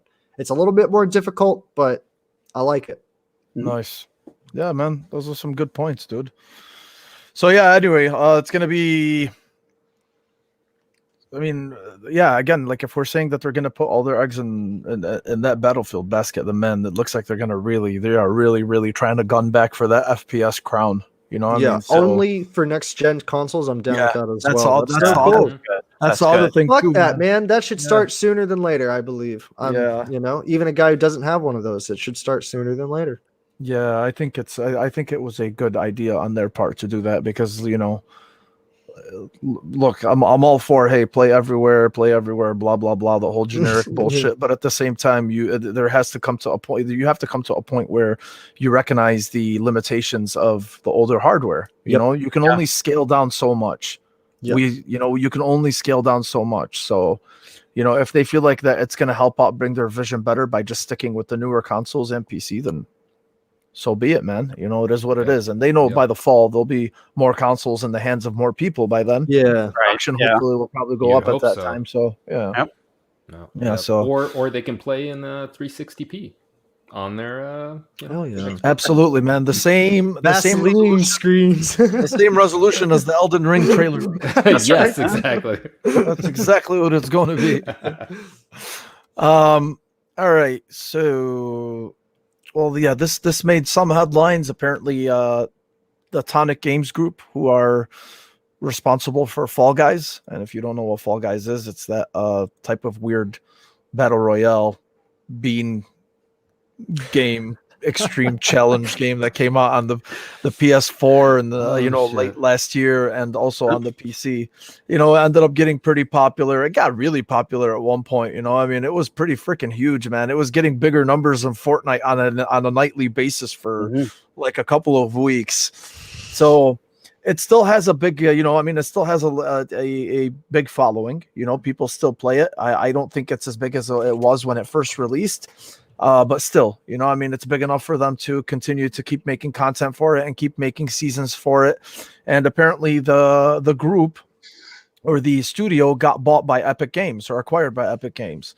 And, you know, a lot of people were concerned that, oh shit, if you're going to Epic Games, now you're going to need a new client to play it. It's not going to be on Steam. I need to open Epic, blah, blah, blah. You know, if you have it on Steam, I understand, you know, why you would be annoyed. If you don't have the game, period, I think it's so fucking lame that you're even complaining about opening up another launcher. And I was a PC gamer and I really didn't give a shit. So I'm speaking out of experience. So whatever. You know, I just didn't care. I didn't care about opening up another launcher, but you know, a lot of people seem to have a hard on for that. But anyway, I think this is good for them because they'll be able to really integrate a lot of it with Fortnite. You know what I mean? Yeah. And that's really what I think that's a lot of it. Damn, What it has. Yeah, man, they're going to have a big marketing budget. You know, they'll be able to tackle more things, go bigger on things, feature things with Fortnite, you know, bring characters back and forth. I don't want to spend a lot of time, you know, with this, but at the same time, I thought it was newsworthy because Fall Guys is now owned by Epic. So I'll go around and I'll just wait and see what, you know, if you guys have anything to say about that. John, what do you think about this? No, I think you pretty much said it. It's going to allow them to have that bigger budget. They're going to have the crossover. So, you know, you might even get those players that didn't know about it but played Fortnite, and now they're going to know about Fall Guys, and you know, vice versa. And Fall Guys is coming out to Xbox later this year in the summer. Yes, and Switch. Right? Yeah, and Switch. So you know, I think that resurgence of its popularity is going to come back up, and I think they're ramping up for that now. So yeah, it's a good. I think it's was a good acquisition, and it'll just make Fall Guys even much more popular. Really. Oh yeah, especially going to more consoles for sure. It'll give it some fresh legs.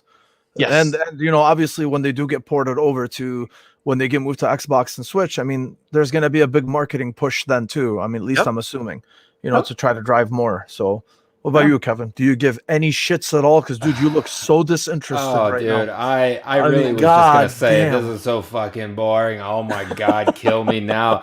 But if you like flicking your beans and that's your thing, then have at it. I played some with you, Mo, actually. Yes, I flicked my bean with you. Yeah, and we flicked and we had a good time. Yeah, that was fun. Yeah. You know, I think we're seeing the battle of Microsoft versus Tencent, and it's gonna turn out to be like some crazy World War shit happening. You'll see. So it's interesting that they're just buying up more and more stuff. But you know, it's a good fit. I think it's a good fit, and we're gonna have the goofiest shit on Fortnite and the goofiest crossovers that I could give a fuck about. And there you go. And they're gonna make millions and millions and millions of dollars, and that's what it comes down to. So congratulations, Tencent, Epic. Yeah, you picked up a good one, I think.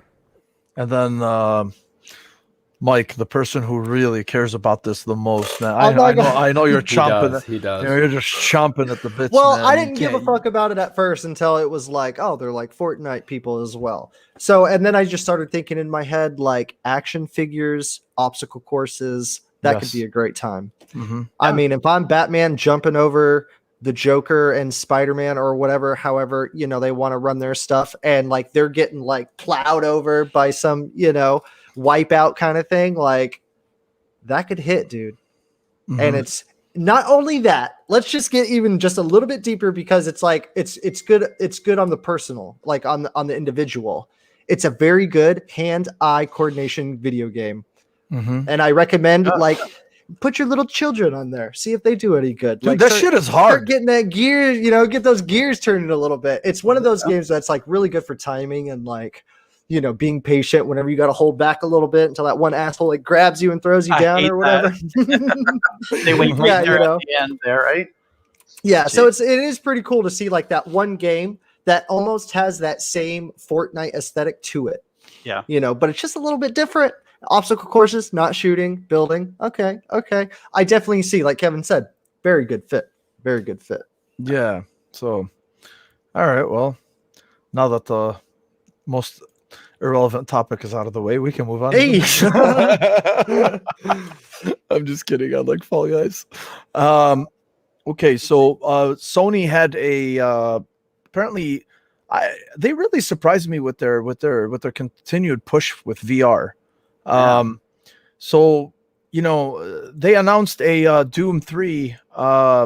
They announced Doom 3 VR, you know, and other VR titles, which are not. I mean, you know, you could take a look at them if you want, you know, on their on the PlayStation blog. But probably Doom 3 is the biggest one. And Doom 3 and VR is awesome because Doom 3 was very creepy, right? I mean, so it's got that horror factor obviously as well in there, the jump scares and whatnot. So that would be a perfect match with VR, just like Resident Evil 7 was, you know, with VR. Yeah, a lot of people just say that shit was just scary. Like, I mean, it was legitimately scary on the PSVR. But it's not only good to see them doing that, but really, I mean, just this continued push, like I was talking about, and we mentioned this last week too, man. You know, VR is a very, very niche market. You know, I mean, we've talked about this, and you know, they keep leading the charge. I just feel like it may not be the most technologically proficient equipment that they have, you know, compared to HTC and Oculus and whatnot, you know, which obviously they just have better components. They're more expensive and they're not geared towards a console. You know, I mean, you want to make the price approachable, and at the same time, you got to work with what you have, you know, in terms of the components you can use and the hardware that you have, and you know, and the price people are willing to pay for it. And I think they sold like 6 million PSVRs, you know. Yeah, so I mean, compared to other, you know, compared to other accessories or you know, whatever it is, 6 million may not really seem a lot, but 6 million is actually more than any other VR unit out there, including the PC. You know, I mean, including the HTC and the Oculus. So they, because of their more approachable price point for the PSVR, yeah, they were able to push out more. And then they also released some really good games on the PSVR last generation. You know, I mean, it had first there was what's the name of that game with the little white mouse? Oh, with the Moss, deaf. I think. yeah, Moss. Yeah, Mhm. yeah, Moss, Yep. yeah. There was Moss, and then there was Astrobot Rescue Mission, Astropod. which is That one of is the awesome. probably one of the best platformers of the past decade. Mhm. If you guys thought Astrobot on the PS5 was good, Rescue Mission was even better. Okay, so, and that's where obviously, and they knew that, man. They knew what they had was good. It just needed to be in more people's hands. Hence why they ended up making it, you know, making an offshoot or a sequel or whatever it is and putting it in the PS5. It was such a fantastic game.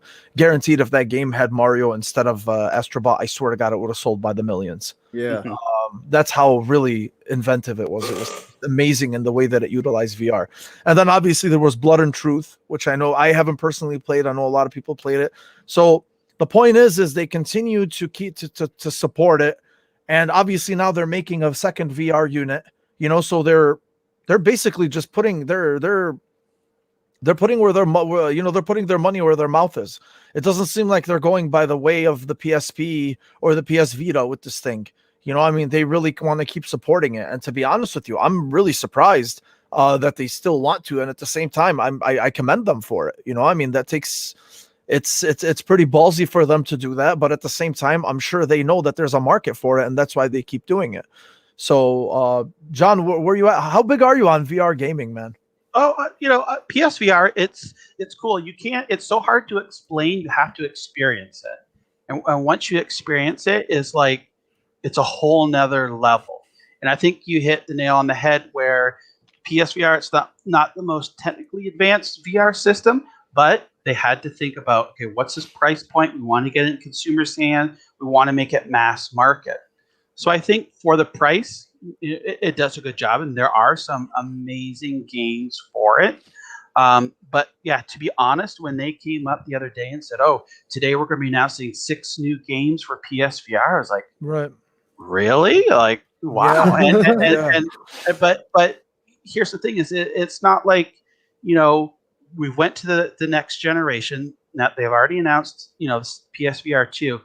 They're not pulling what I call like a Sega and just dropping support Sure. for, you know, our current owners. There's still people out there. There's still money to be made. So hopefully, you know, they can do a slow transition over to the next PSVR. And it's like I said, I commend them for still supporting it and putting out, you know, what looks like Doom 3 looks great. Also, After the Fall looks like a pretty good game too. So, you know, I'm definitely interested in those. I enjoy Doom VFVR Mm-hmm. on, you know, what came out near launch. Mhm. So, yeah, you know, I was really surprised, and I'm glad that they're still putting the money behind it and Yeah, man. Oh, yeah. supporting those people that have bought it. And it shows that, you know, just because something new is on the horizon, they're still going to support you, and you're not going to feel like you're ripped off. Sure. Yeah.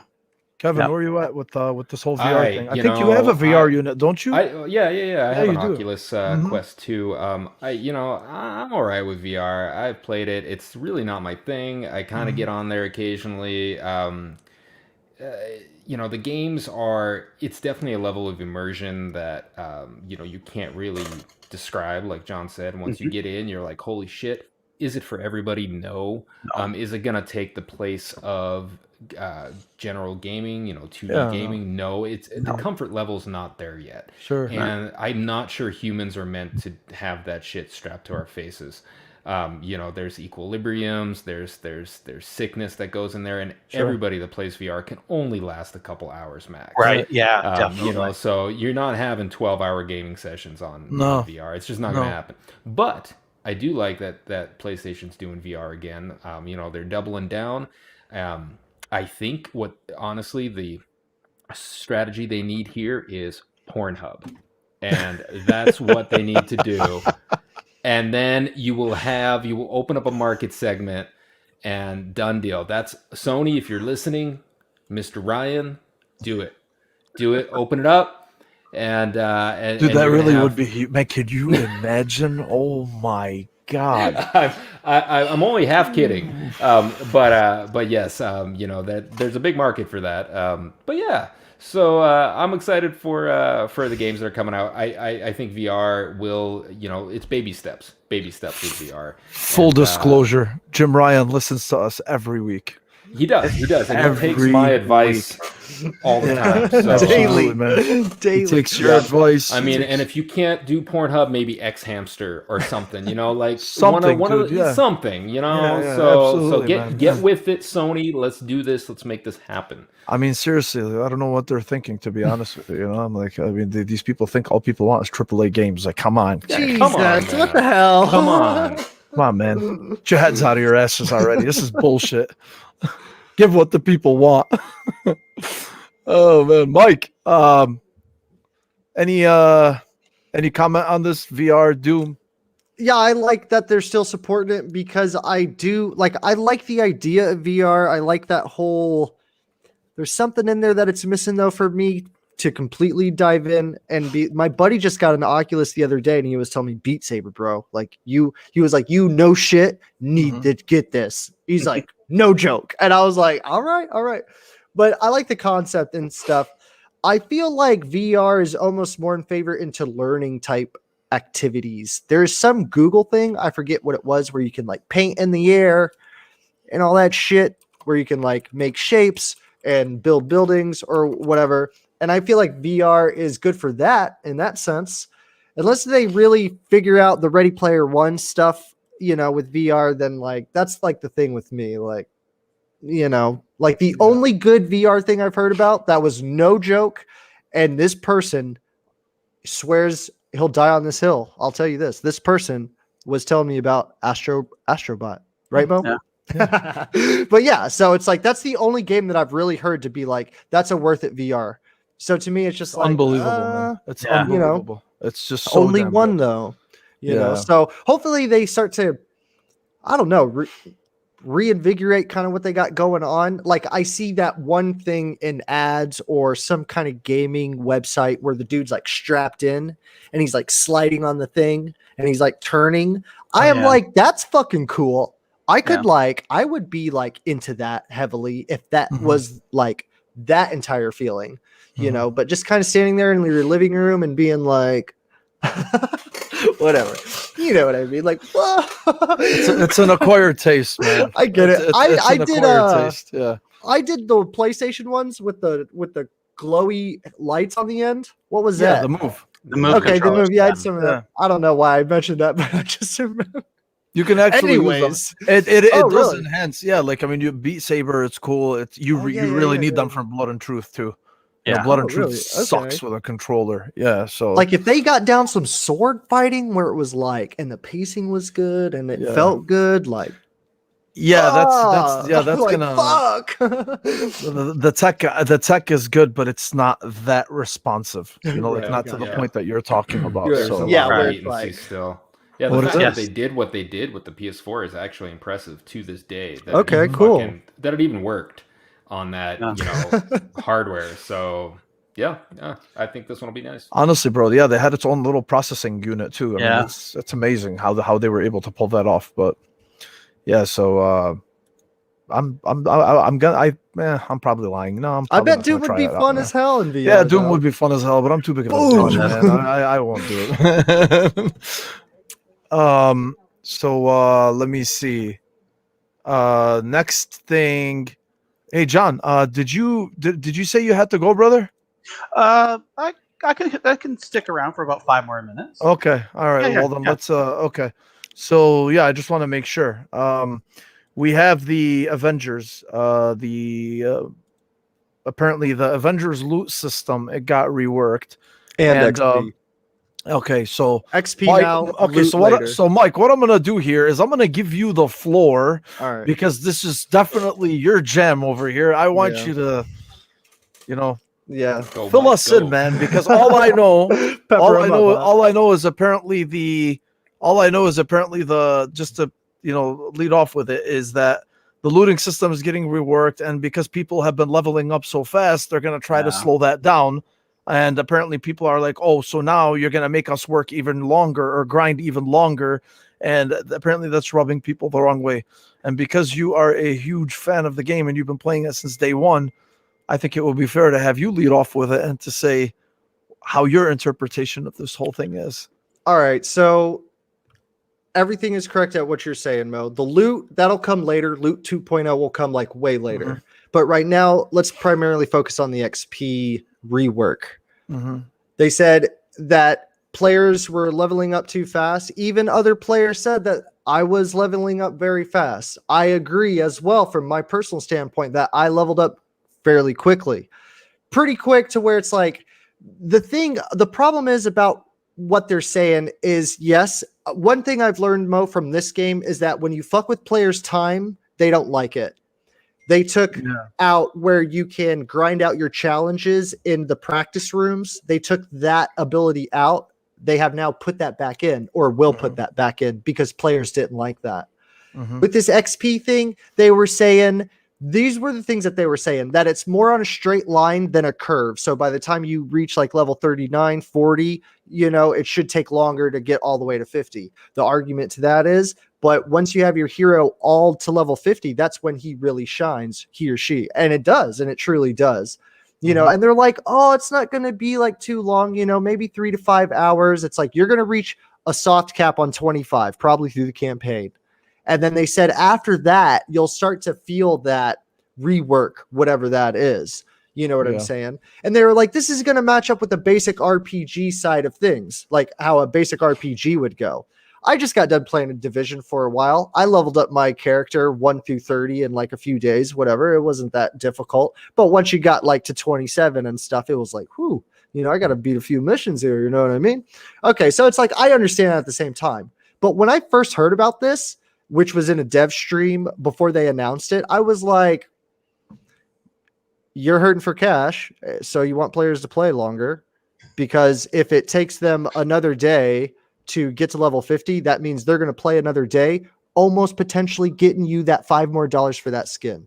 Potentially. That's just the cynic in me, kind of, where I'm just like, maybe that's a strategy. Maybe it is a strategy along with all this other true gameplay mechanic strategy.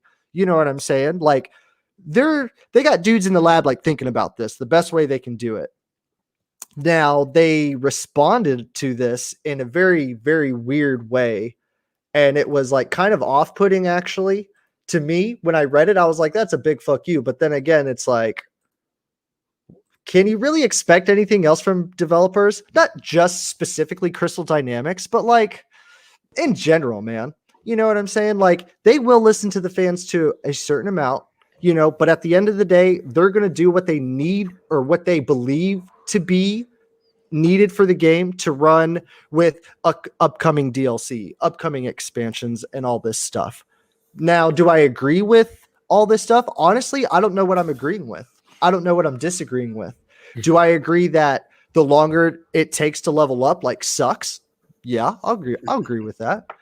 Am I going to agree with that's a way that we need to fix it from Crystal Dynamics standpoint. Is this a way that we need to fix it to no shit make the game run properly when we release all these expansions, when we get these new players back, if ever that fucking happens? I don't know. You know what I mean?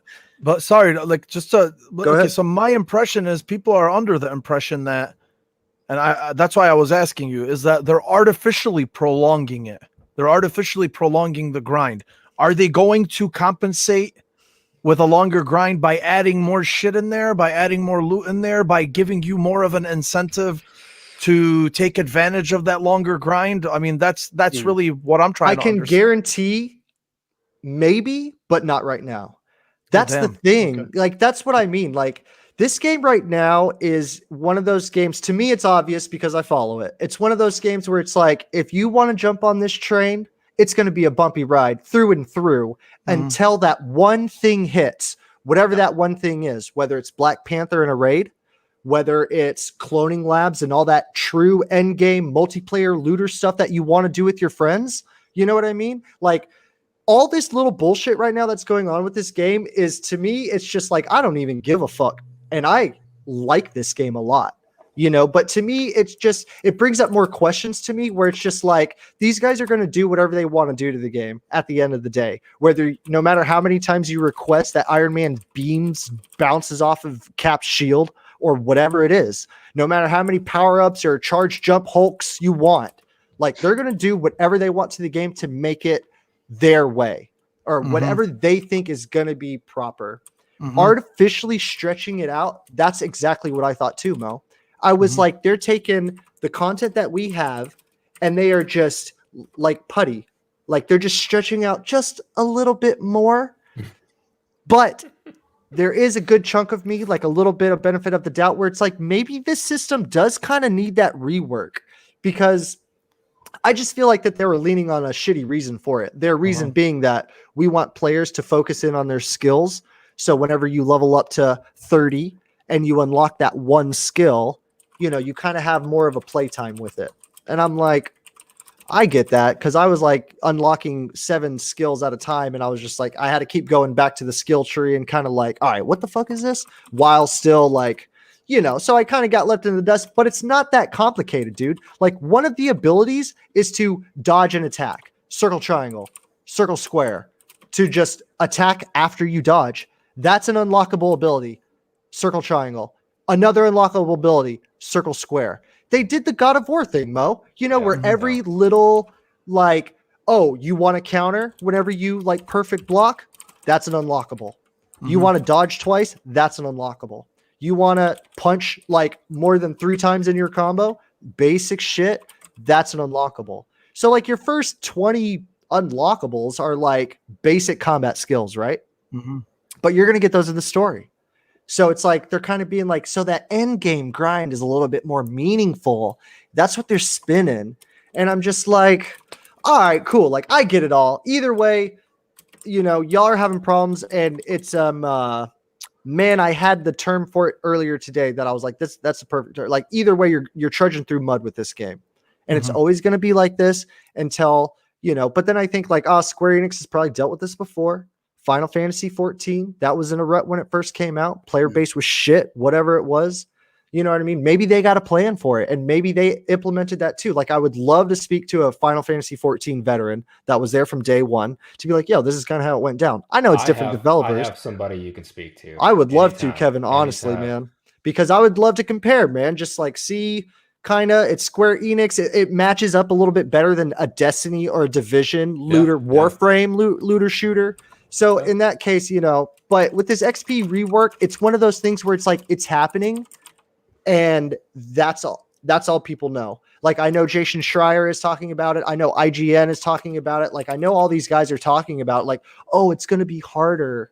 And to me, I'm just like, dude, the game's not that hard in the first place. You know, like, I play on Challenge 4 all the time, and it's like fun stuff or whatever. They don't even have that kind of difficulty where when you're with 4 players, where it's like, whoa, this is super tough. You might get the touches of that here and there. Yeah. But, you know, like, when you're running a raid in Destiny, you're like, holy fuck, I am like jumping constantly just to stay alive here. Boom, boom, boom. Like, every little thing counts, you know? Like you don't really get that exactly, and like no multiplayer end game. So it's like, oh, but then this XP thing. So it's kind of like, cool, that's just kind of happening. And then Hawkeye releases. There's apparently releasing a replayable campaign with Hawkeye or something soon. Like plus? Oh, wow. Yeah. No. Not a plus. No. Okay. Replayable campaign. Okay. My with bad. your My heroes. bad.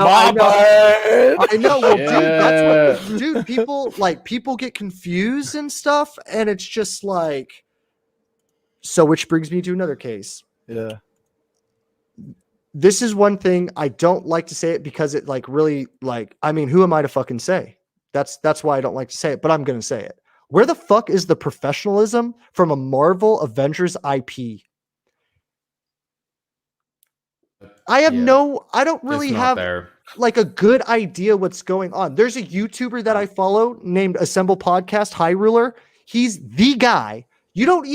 Why would you even go to Marvel's official? Because he's the guy. He's the guy who's on top of everything, you know? Because if you don't have Discord and Twitter and YouTube and all this other shit, you're just like hearing through word of mouth, which in turn makes the fan run the narrative.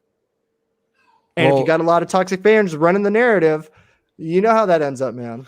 Yeah, but we talked about that before too, man. It's just I don't think Crystal Dynamics was the studio for this game. No, I know what I mean. So I'm there to support it, and like I'm like, hey, buddy, like come on, put your head up, let's go, baby. I'm with it and shit. But there's a lot of John, did you what'd you think of were you a big Avengers fan? I don't even remember you ever mentioning it, dude. Well, I played through the campaign. That's pretty much it. More than I did. Yeah, and I remember at E3 2019 seeing that the first level there. They showed us that later came out as a trailer where you're on the bridge and everything. And I was like, oh man, this game is gonna be the shit. It's so awesome. And to me, that's still the best part of the game is that first. Yeah. Right after that, I was kind of like the game's like, again, it's okay. It's nothing special. It's not. I wouldn't say it's like horrible. There are things that could be fixed about it, but I like my excitement level after that. The first level kind of goes from here like down. Like I felt the same way. And you know what they can do? Like Final Fantasy. What they need to do is destroy the entire fucking game in game, right? So you have Thanos come in and just fucking snap, right? And then you have Avengers. I'm not shitting you, bro. This is it. This is what they do. They snap the Thanos snap, and then they re-release it like they did with Final Fantasy. Yeah. Done. Is that what happened in Final Fantasy, Kevin? Yes, dude. Sir. Who is this? Who is this Connect? Who's this guy? I will hook you up with her if that's okay. I got you. You know. Yeah. Because that's interesting to me. Because she was there. She was there. She watched. Yeah, she was there when it happened. Come down and destroy the server. Yeah. Damn, that's what cool, they need to do, man. They got an opportunity. Fortnite was the first people to do that. Oh no! No. Really? Yes. So it's like rebooting their own game. Yep. Within the game. Within the game. Reset the game within the game. Plastic. Yep. Yeah. That would be pretty cool. But Jesus Christ, that would take a colossal effort, man. Holy shit. Yeah, there's no way. That's how Anthem could have done theirs. Is like, oh, a catalyst is out of control. Oh, I know. Game now. You're not even in a suit. That would be pretty dead. cool. Yeah, everybody dies. Spider-Man gone. That would be all cool, of it. Honestly, that would be pretty cool. Well, yeah, man. We'll see what they do with it. John? Yeah. Still with us, or you got to go? I've got to drop, but as much as I want to stay here, I got to drop. But all right, brother. Thanks for coming, John. Yeah, thanks, definitely. Man. Thanks for coming. Hopefully, I can come on again. I'll have to beg and plead Mo. Say please. Don't ever beg Mo. Oh no! Some codes here and say, dude, we would love to have you on again, man. Absolutely, dude. Thanks for coming. Thanks for joining us. Man. Seriously. Thanks, man. Tell these guys again where they can find you, man, because I know you've been streaming every day. So you can find me on YouTube, 4 Scars Gaming, and you can find me on the Best Buy blog.bestbuy.ca. All right, man. Awesome. Right on, brother. Thanks so much. Wish you luck with that, weekend, dude. man. You have a good one, man. We'll talk soon. Too. Thanks for coming, John. Yep. Take care, guys. All right, buddy. Have a good one. Bye. Take care. Yep.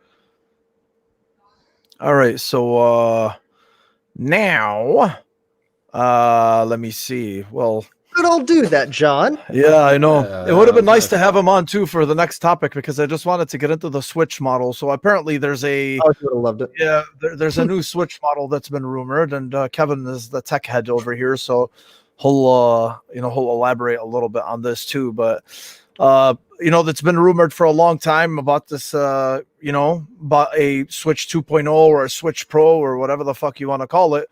And apparently a Bloomberg report came out yesterday saying that Nintendo plans the Switch model with bigger Samsung OLED display. So the new display is going to be, so apparently Samsung will start the mass production. It's a 7-inch 720p resolution, but an OLED panel as early as June with an initial monthly target of just under 1 million units. 1 million a month is what they're targeting.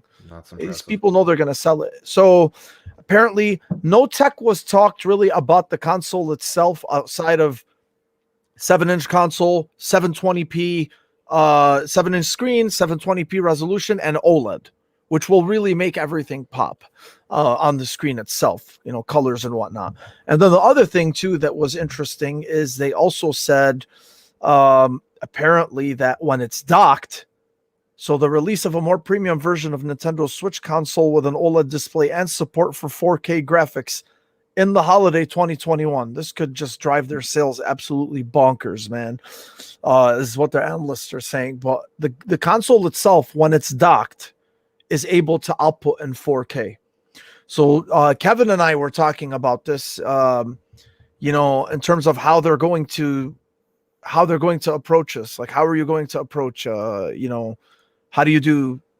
Is the dock itself going to have its own processing unit, a separate processing unit, like we were talking about with the PSVR? How exactly will these games be able to? Because the Switch is the Switch. There's only so much tech you can fit inside of it. It's already impressive. Yeah, I know, honestly, dude. Even The Witcher, yeah. It's a weird thing. So I don't know how they're going to do it. I'm really excited for it, and the reason why is because obviously there's just more shit coming out that we still don't know of. We're talking maybe Metroid Prime 4. It could look and play better on it and perform better. Obviously, if they're coming out with a Metroid Prime trilogy or whatever it is, anything really in the future. And my hope is also to be able to enhance the previous games that have come out for the Switch already. Will these games that have already been out, games like Luigi's Mansion 3 and games like Mario Odyssey and Breath of the Wild and whatever it is, Breath of the Wild, one of the biggest knocks about it is the frame rate, right? It holds up pretty well, but apparently just, sometimes the frame rate just skips, unless you're even in docked mode, so will these games themselves be able to take advantage of the extra horsepower? But look, I think the writing is on the wall with this, and I think it's gonna come at some point, just like it's been reported, because right now there's such a power gap between the PS5 and the Series X, and then you have the Switch, and the Switch doesn't necessarily, Nintendo have never really prided themselves on power, but when it comes to third party games that need to be ported over, when you're trying to port them over to the Series X and the PS5, and then you really, really have to make a ton of sacrifices. The more we go on, the longer it goes on with the PS5 and the Series X, and these developers start to get more comfortable with the porting process, the harder or the more they're going to have to sacrifice from that vision or from the game in order to fit it on the Switch. So, I think this is good for that reason only, not necessarily to stay in parity for those reasons. Nintendo, honestly, they could wait until 2022, 2023, with the way that they're doing things. But I do think that maybe this is also developer driven too.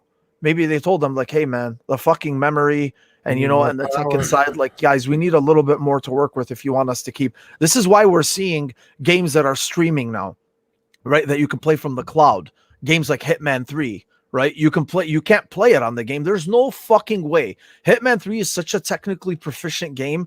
You have to dumb it really, really, really down, and then on top, like with the huge crowd and just, I don't think it would have been possible. So what Nintendo's doing to bypass that is you can now stream these games over the cloud, right? So, which is It's pretty. It's yeah. I know. I was trying to be nice and say a respectable effort, but still, if they can't resort to that in the future for third party releases or third party ports, so I think this is good because it helps at least make that process easier. But Kevin, what do you think about this, man? So as I was listening to your sweet voice, baby. I was researching. Yeah, I like that a lot too, bro. I did too. Yeah, me too. So the current Switch has a Tegra like X1 processor in it. It's 6 years old at this point. It's a mobile processor. So it's rumored that they may go with some custom, NVIDIA hardware. And if they did that, then they could, get DLSS in there to upscale to, 4K with minimal, CPU, GPU hit. That might be what we're seeing. Maybe some magic, upscaling. Not real 4K, but sure, nobody's gonna tell the difference. And that would be amazing. Or again, maybe that dock has some hidden horsepower, in it. When it's docked to a 4K screen. I'm excited about it. I think, like you said, that power gap is gonna become more and more apparent when you already can't play. Your call. When was the last time Call of Duty was on Nintendo hardware? You can't play your third party games, and it kind of sucks to alienate your console. It makes it a secondary console, right? You buy a Switch to play Nintendo exclusives, and that's it. So you want to play Call of Duty with your boys? Sorry. You want to play, Fortnite's on there. That's nice, but you really can't play your next Battlefield. You can't play Outriders. You can't play that shit that everybody else is going to be playing because you have a Switch. It would be wicked cool to see something like that. However, along with that hardware, if they want third-party support on that shit on their next Switch, get your online fixed, Nintendo. Yeah, bro. It's such a fucking goddamn shame. When you want to, we can't play. It's a cluster. I mean, dude, think about it. Some of the best multiplayer games are on the Switch between Mario Kart, Smash Brothers, Mario Party. Let me just give you my 27-digit code.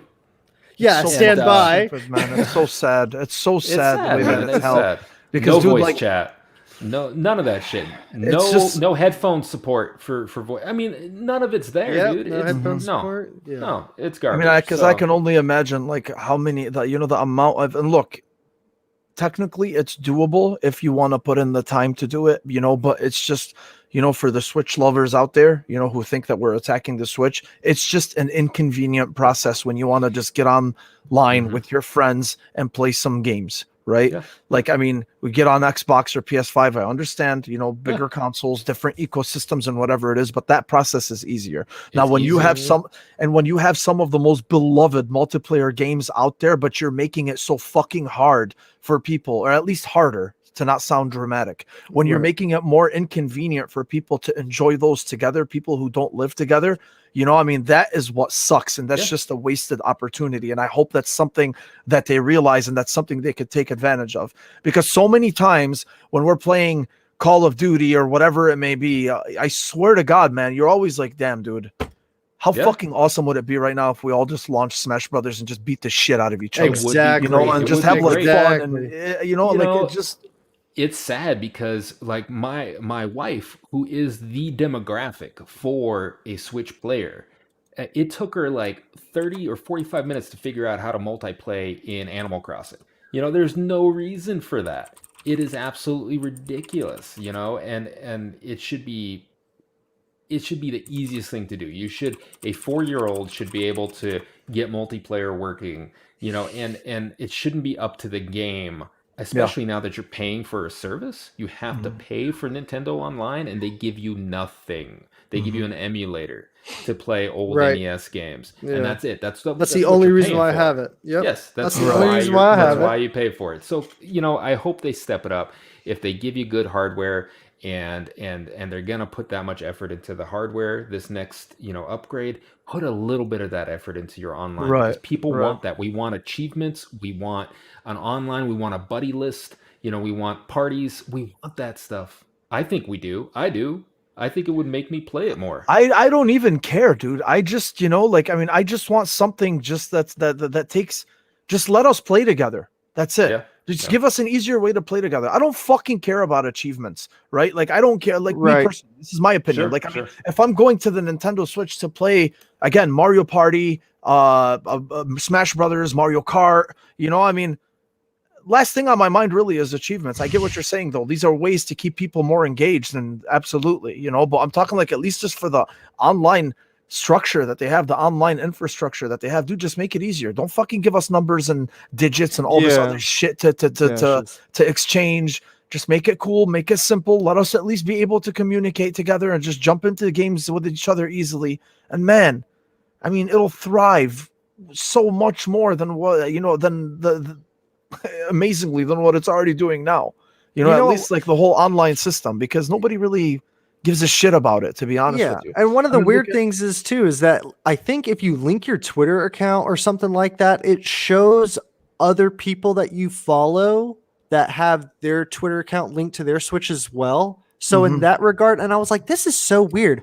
I remember finding out about the multiplayer thing on my Switch when I first got it, and I was like heartbroken. I was like, no fucking way, because I bought Smash Bros, Pokemon, Mario Party. Like the moment I got my Switch, I got all those like cool little games, and I was like, okay, let's play them on the couch or whatever. But then I was like, let's see what's online. Marvel Ultimate Alliance. It's just like Smash Bros. Like, dude, these are games that you want to feel like you are kind of have that 4-player party in your living room, in a sense, because those are that type of game. It's like you made multiplayer games, they missed the mark on that one.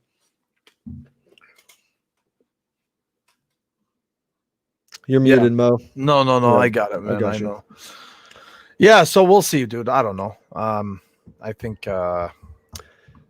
Switch be doing things, though. Switch be doing things. Give me that, yeah, man, dude. Honestly, like type of things. I don't know how we got into the whole. I don't know how we got into the whole online thing, but I mean, LED screen. No, that's fine, man. Good. But the Switch 2.0, I'm all about it. I'm a tech whore junkie. Anything new, anything Those awesome. Colors, man. Yeah, just my only hope is that they improve some of these things, like online, and really just. I hope they're able to give us just they don't need, yeah, sure. Would I like to play Luigi's Mansion 3, my favorite game on the Switch by far? If you can give me an option to, if you can enhance that, maybe a higher resolution, maybe 60 frames per second, whatever it may be. Yeah, hell yeah, dude. I'm all about that. So yeah, hell yeah. Yeah. I look forward to it. I just think for such a mobile product, if they could somehow squeeze some more power in there and some online, I would love, I'm not into the streaming. I can feel that input lag. I feel that stuff. I don't like it. I would play Call of Duty Warzone on a Switch on the couch. I might actually do that. If it's not streaming, then maybe they can kind of wedge themselves into that, space that Amazon Luna and Stadia and xCloud are that would be going cool. into. I can see that. I don't know. I mean, if they actually had third-party support for these games and could play some of these games on there, I don't know. We'll see. I'm excited for it. Yeah, should be interesting. Switch can't play Red Dead 2? Get out of here. Switch can't play Red Dead 2. And then, all right, so last topic that I really wanted to get into, just to see what you guys thought.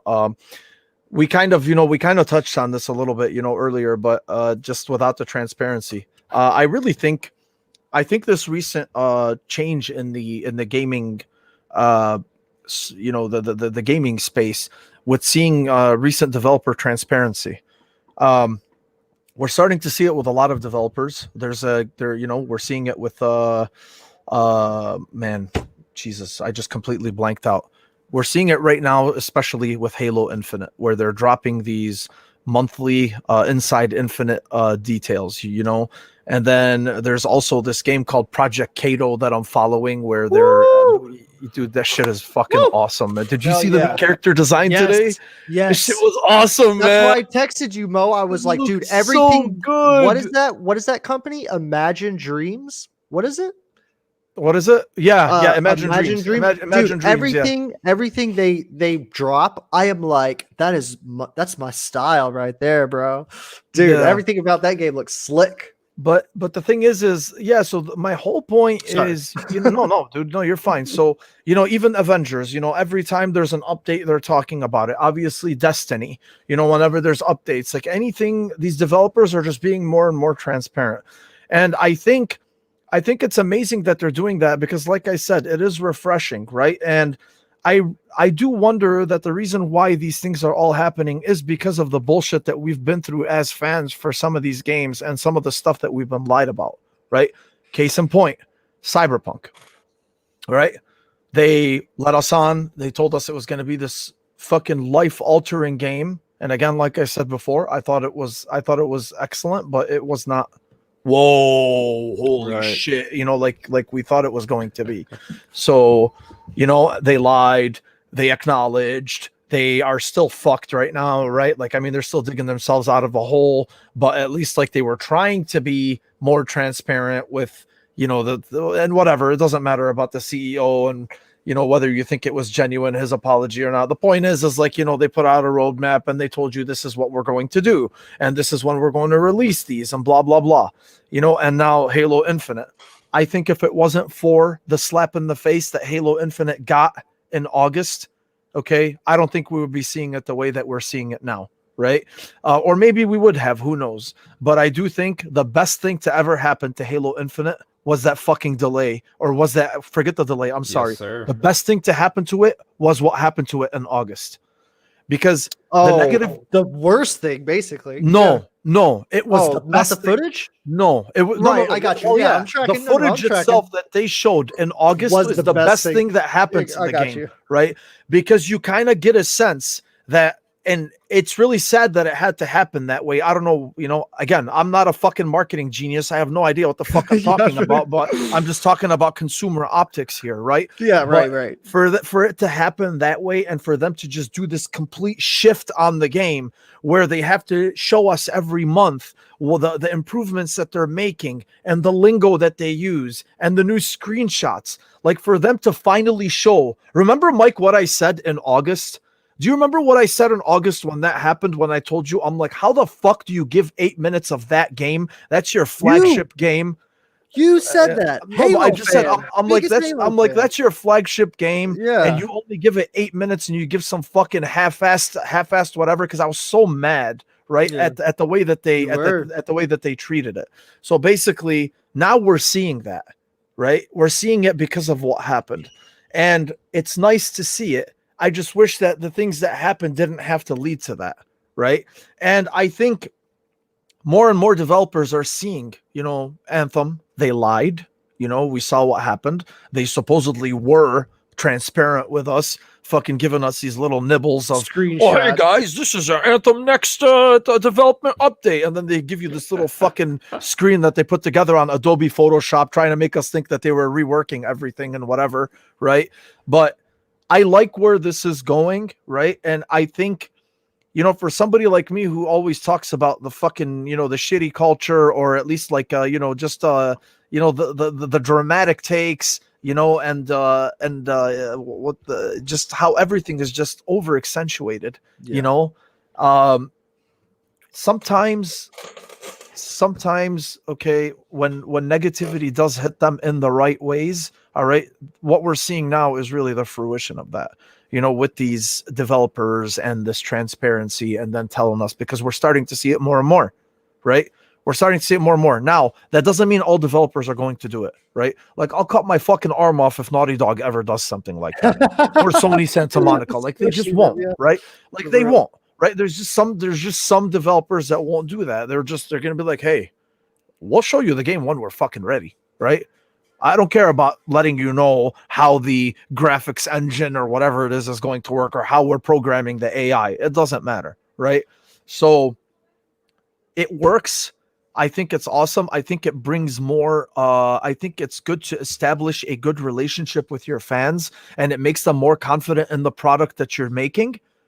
From that perspective, because it's good to be like that. Because let's just say, God forbid, let's just say Halo Infinite doesn't end up to be great, which I have no doubt that it will, right? But let's just say, right, people will tend to forgive you because you've been so transparent with them, and they'll give you that benefit of doubt and be able to fix the game, right? Had CD Projekt Red said 3 months before the game came out, hey guys, listen, this is what's going on, okay? And this is what we need to do, and we just want you to be patient with us. I guarantee you, everything that happened, okay, would not have happened the way that it did. People would have been more forgiving, okay? And also, if they're going to do that, if they're not going to be scummy about it, then you would expect them to be like, hey, let's just face the facts. Let's delay this game. It's not ready, right? Which obviously they didn't, and they lost all the goodwill that they had because of that. So in a sense, yes, I think it's excellent. I think it really softens the blow, and it really just opens up, again, like I said, that whole relationship with these developers and the games that people just love. So I think it's something great, and I do hope that it becomes more and more standard, in the future. So, Kevin, what do you think about this? I'm going to give you a counterpoint. I love it, baby. Give me that counterpoint. I want these fucks to shut up, stop blogging, and work on their shit. I'm done reading essays from 343. Yeah, I'm done. But here's the thing: a game like Halo Infinite, the reason why it needs it is because, dude, this is such a fucking huge IP, and they know that it has millions of fans. You can't just look. This is not No Man's Sky, right? Right. It's not No Man's Sky.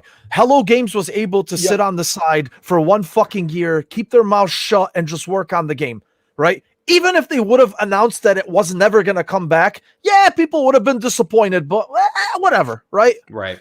People would have gotten over it. But this is not it, right? They knew that one of the pillars, not just of the Xbox brand, but realistically, it's one of the pillars of console first-person shooters. It's one of the pillars of gaming, right? It's Halo. For sure. So they knew that the first impression that they made with the fans was a shitty fucking impression, right? When you make a shitty impression like that, you can't just dig your fucking head in the dirt for an IP this big. That's all I'm saying. I know. I 100% agree with you that this was their only good move that they had to do. They had to. But like you said, devs like Naughty Dog have not fucked up, right? So they don't have to. So is it a sign of, it's a delicate balance, right? Yeah. I like that Halo did it. Do I want Naughty Dog to do it? No, I don't think they need to. Do I want Santa Monica, Sony Santa Monica to do it? No, they don't need to, right? They can just release another good product. I almost find that it's with Anthem doing it, right? With Halo after that first impression doing it, with these other devs doing it, is it necessarily like, I'm almost tempted to say like, oh, is it a good thing? Like, are they just trying to build up that goodwill so that they can let us down a little easier later? It's a slippery seesaw type of effect, where I could see it both ways. I absolutely agree with you that there was no other way for Halo Infinite to go about it. Halo had to come clean and say, people were wondering where the fuck they've been for the last 5 years, what's happening. So 100% I'm there with you. I'm sick of their fucking essays, but I know people love it. Yeah, dude, those are fucking long. Those are long blog Even posts. Me, bro, I'm a mega fan and I can't read that shit. I just wait for summaries, man. But, Cyberpunk should have done it, but they didn't. Yeah. But is it going to be a sign of trouble when people start, breaking down? They're basically taking their weekly sprints and shit and summarizing it for us. Now, aside from, is it taking time away from devs? Probably not. They probably have like a marketing person do that shit. Oh, yeah, dude. Whatevs. Yeah. I don't think the devs are there crunching and doing it. But, no. So I don't know, man. I'm 50-50 on this. I don't want to read about games. I want to play the game, right? But I understand where this comes from as well. Does Avengers need something? Yes. 100 fucking %. Jesus Christ. Yes. Because you know what it does build? Is it builds that sense of unity, right? With the consumer. And for a game that's already out, I think that's a big deal. So if Avengers would come out with updates like 343 does, I think people would be like, oh shit, they took this and they're running with that, and this is where they're at. Instead, like Mike said, some of these devs rely on third parties and fans to dictate kind of what they see and what they're doing, and that can run away from you too. So I don't know, man. Like yeah. I guess. But look, yeah. So it's it really is. You could really go.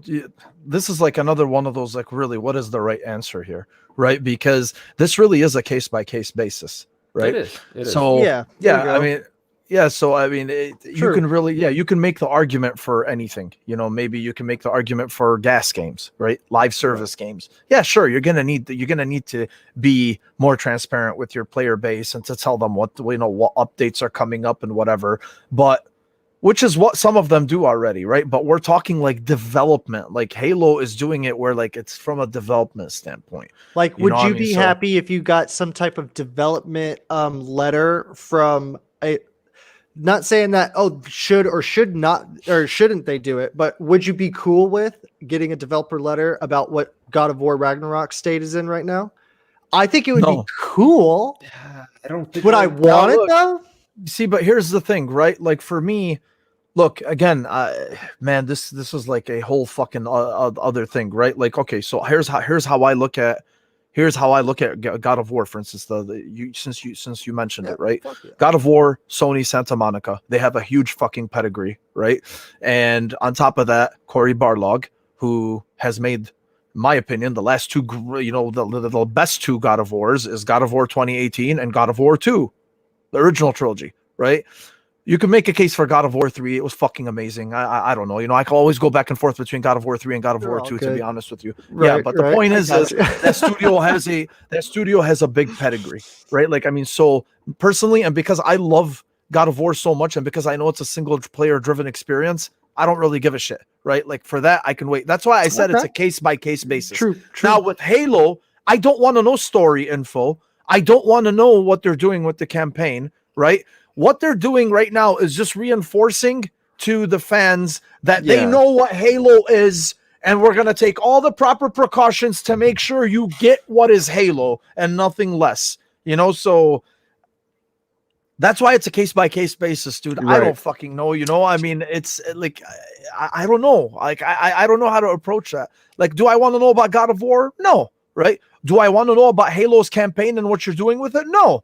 But it's easier to be more open about the multiplayer aspect of it, right? Sure, okay. Because multiplayer is modes and because there's nothing you're spoiling when it comes to multiplayer. There's nothing narrative. There's nothing from a narrative perspective that you're talking to us about. If you're going to talk to us about how you're building the multiplayer and how you're adding new vehicles or weapons or all this other fucking shit that I don't understand, that's great, right? Like that's fine, but.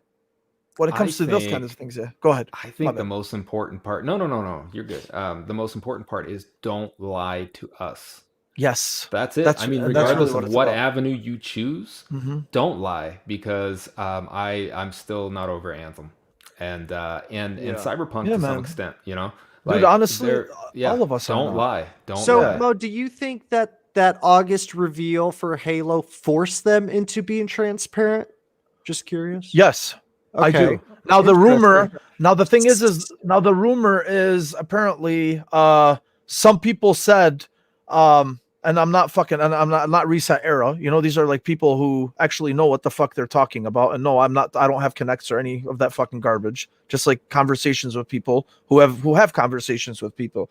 So apparently apparently Halo Infinite was already geared to be delayed, right? Okay. I don't know if I truly believe that 100%. But the thing is like optics is really what tells it all. There is no fucking way that marketing department looked at that trailer and said, yo, we need to show this shit, right? There is no way. Like, I can't see that. Like, millions of people cannot be wrong and you are right. Like, I can't. Like, normally, you guys know me, man. When it comes to development and whatever, I fucking respect them. I give them their space. You do whatever you want. I'm not going to fucking play couch development, but I just looked at that and I'm just like, there is no way that all these people could be, and it was consistent. It was unanimous. No one was mad about the gameplay. The gameplay looked fun as hell. Right. The gameplay was pure Halo. You know, especially like with the fuck you call it, man. I can't remember right now. No, the grapple, right? Especially with the grapple and some of the new elements that they added, including the new weapons and the new enemy types, but from a visual perspective, they overhyped it for us. They made us think it was going to be this earth-shattering fucking looking game because it is your flagship. It is supposedly was supposed to be playing on the Xbox Series X, right? Remember at that time we were starving to see what the Series X was capable of. And that's what ended up hurting them as well, because it looked like it was playing on the Xbox One. That was so sad. Yeah, it really was. It was so the gameplay itself, and really the one positive thing about it was they can at least sit back and say, yo, at least nobody said anything about the gameplay. The gameplay looked fantastic. But for a fucking Halo game, for a game of that caliber, for an IP of that caliber, no. Even then, I was kind of like, nah, man, nah, fuck that, right? So did that force them to be more transparent? And will that force other developers in the future of other games to be more transparent? Yeah, because if you lose faith with the fucking developers, then who the fuck is going to buy your game, right? You think if BioWare ends up coming out with another live service game, anybody's going to fucking bite? Look what happened. Why do you think they changed Dragon Age, the new Dragon Age? Why do you think they made it back to single player? Because they were just like, yo, we can't fucking do this. Whether we're capable of it or not, nobody's going to believe us. Yeah. Nobody's going to believe us. So if we're not capable of doing this, then screw that shit. Let's just go back to what we used to do and what we used to do best. What we're good at. Let's just make a single player. Yeah, what we're good at, right? So they clearly cannot make live service games. So yes, I do agree that, you know, what was your question, dude? I can't fucking remember. Were they forced? Were they forced by the footage? Yeah, absolutely. They were 100% they were forced. And I think if they go into it preconceived that, oh, it's like kind of like Avengers. That's a whole other story, but I won't get that deep into it. Mm-hmm. If they do plan for that, I do expect it to be, I expect preparations to be had. Mm-hmm. Okay, so like whenever the developers are in touch with the fans, it kind of rubs a little bit of that magic away instead of that. Kevin, I fucking love your shadow drop idea. I always thought that too, where it's like, man, I'd be so happy if they just shadow drop shit and be like, damn, this is crazy. I did because I love the ones that you never see coming, basically. Like I love that type of thing, whether it's good or bad or whatever. It's like, fuck, can't do nothing about it. Or hell yeah, that's a plus, you know? But if any developers were to do this, I would hope it is, and this is what I thought it was going to be with Avengers, because they said we're going to stream every Friday, which they don't. We're going to do this. Okay, yeah, I get like taking a Friday off because you got like big work to do for the next whatever. I get that too, you know, but I really thought it was going to be like this, like every Thursday's a party or every Friday's a party when they stream. I love this. Get in with the fans. But then what happened with it when the fans are toxic in the chat, you're like, I don't really want to be in this chat a little bit. You know what I mean? Like, fuck that shit. I'll just talk to my buddies who like it like I do. It's a delicate balance, man. It yeah. Really so that really preparation, the aesthetic, the way they deliver it, you know what I'm saying? Have that, you know, PR team in lock, ready to go with outlines and little graphics. And, you know, they got their little P's and Q's, you know, they got all their stuff together. And if it was like that, I would be awesome with it. Referring to like the God of War thing, Mo, like, yeah, I feel you on that. Like, would it be cool? Yeah. Would I care if I did or did not get one? Like, no. You know what I mean? Kind of thing. Yeah. But yeah, I do believe it's like once you make that established ground level connection with the fans, you're kind of opening up a lot of variations to be like talked about. Yeah, fans. Yeah. You better be ready. You better be prepared is all I definitely, say, man. For sure. Yeah, so whatever it is, you know, again, I think it is a case by case, and I mean, I know Jordan. Yeah, I'll take it. I'll take it. You know, I'll take it if you're going to. Right. You know, and that's the thing too. It's like the expectation and the hype thing. I feel like falls in this conversation somewhere too. Sure. You know, like because if a developer mentions some type of game mode 1 month and you don't see it for 3 months, but that soon word is always hovering over there. You know, just kind of for live service games or whatever. You're honestly, though, since we're on it, you know, just how fucking ballsy is Hello Games to just disappear for 1 year and then come out and be so confident in their update and be like, yo, We fixed it. How did they get away with promised that? we're delivering, right? I They think didn't it's give because you they were this a monthly new studio. update. Isn't that Yeah. fucking amazing? You really It have to was. give them credit for that, dude. Like, they were so confident in what they had a year later. I mean, obviously they had testers and whatever, but still, like, when somebody screws up that bad, you would expect these types of updates, but they were just like, yo, man, we really screwed up. Let's just go back, shut up, head down, work for a year. like And they that. just came And out. that's They a were like, perfect hey, example of doing it the reverse way. No Yeah. transparency. Sometimes I get that little shadow drop idea, kind of what Doom was saying, was like, because they mentioned certain things so many times, it's like maybe they need that shadow drop of a Mhm. content thing to like get that energy back up into fans to be like, hell yeah, I'm on it this weekend. No Yeah. doubt about it, dude. At least to try it out. And if Sure. it's good enough, it'll keep me. And then, it all kind of rolls in from Yeah. there, Yeah. but it's not really like that or whatever. So it's kind of one of those Mhm. things. It's literally expectations low, hopes high, I guess. Mhm. I want the shit that I like to succeed. You know what Yeah. I mean? You know what I mean, Mo, with Yeah, Halo yeah, and man, stuff yeah, like that. yeah. Hell yeah. You know what I mean? Is there issues with it that you can see, obviously, that need to be like addressed and fixed? Of course. It's tough being one of those logical people where you're just like, yeah, I get it. Like, oh, Nah. no, bro. You're a fucking shill. Halo Yeah. shill, man. Did you see that shit? I don't give a fuck. You can call me yeah. a Halo shill. I don't give a Yeah, shit, man. dude. That's what I mean, dude. I'll It's like, happily take that. excuse me for wanting shit to like fucking be good. You know what I mean? I know. Anyway, yeah, bro. Yeah, but we'll see. We'll, but it's good and bad, I guess. In a feel way, you. or at least telling. So I think Yeah. we're seeing a change. That Yeah. metamorphosis Yep, I think going we on are. Sure. within, for sure. Yeah. Metamorphosis. There you go. Metamorphosis. Yeah, Ooh, we're baby. butterflies, bitch. Oh man, look I at like you, it. bro. Big words. Look at you, bro. $5. I paid $5 for that word, man. Oh yeah. Well, yeah, man. So that was the last topic, guys. Oh yeah, man. that was good. Yeah, we went over the 2-hour mark. I'm surprised at how much we covered, with the short amount of, because we didn't really have a lot of topics this week compared to every fucking week. But as always, we're able to push them, because there's just a lot of opinions and shit. And guys, chat, everybody who came, we love you. We appreciate you. Thanks, guys. Honestly, I swear to God, we do this. We all, it's all for fun. So, and that's really what it's all about, and just engaging with you guys and being here, and everybody, all of our friends, and Doom, welcome, man, and Carpenter, and everybody who came, man, Angela, Mariano, Hassan, awesome. Ainsley, everybody, man, all of you. I appreciate you guys. We all appreciate you guys. And yeah, so I don't know what the fuck I'm gonna play tonight. Maybe Bloodborne. Oh my God, Mo! I want to Maybe ask Division you, 2, but bro. He's if you not play, gonna play Bloodborne. I'm not If gonna you fucking play- play Bloodborne. okay, I'm well, probably if you bullshitting do play myself. Bloodborne, you just ring that little bell, bro, and it'll call other hunters, and you just give me a little text and be like, "Yo, Mike, I need some help, bro," and I'll be You're gonna like, carry him.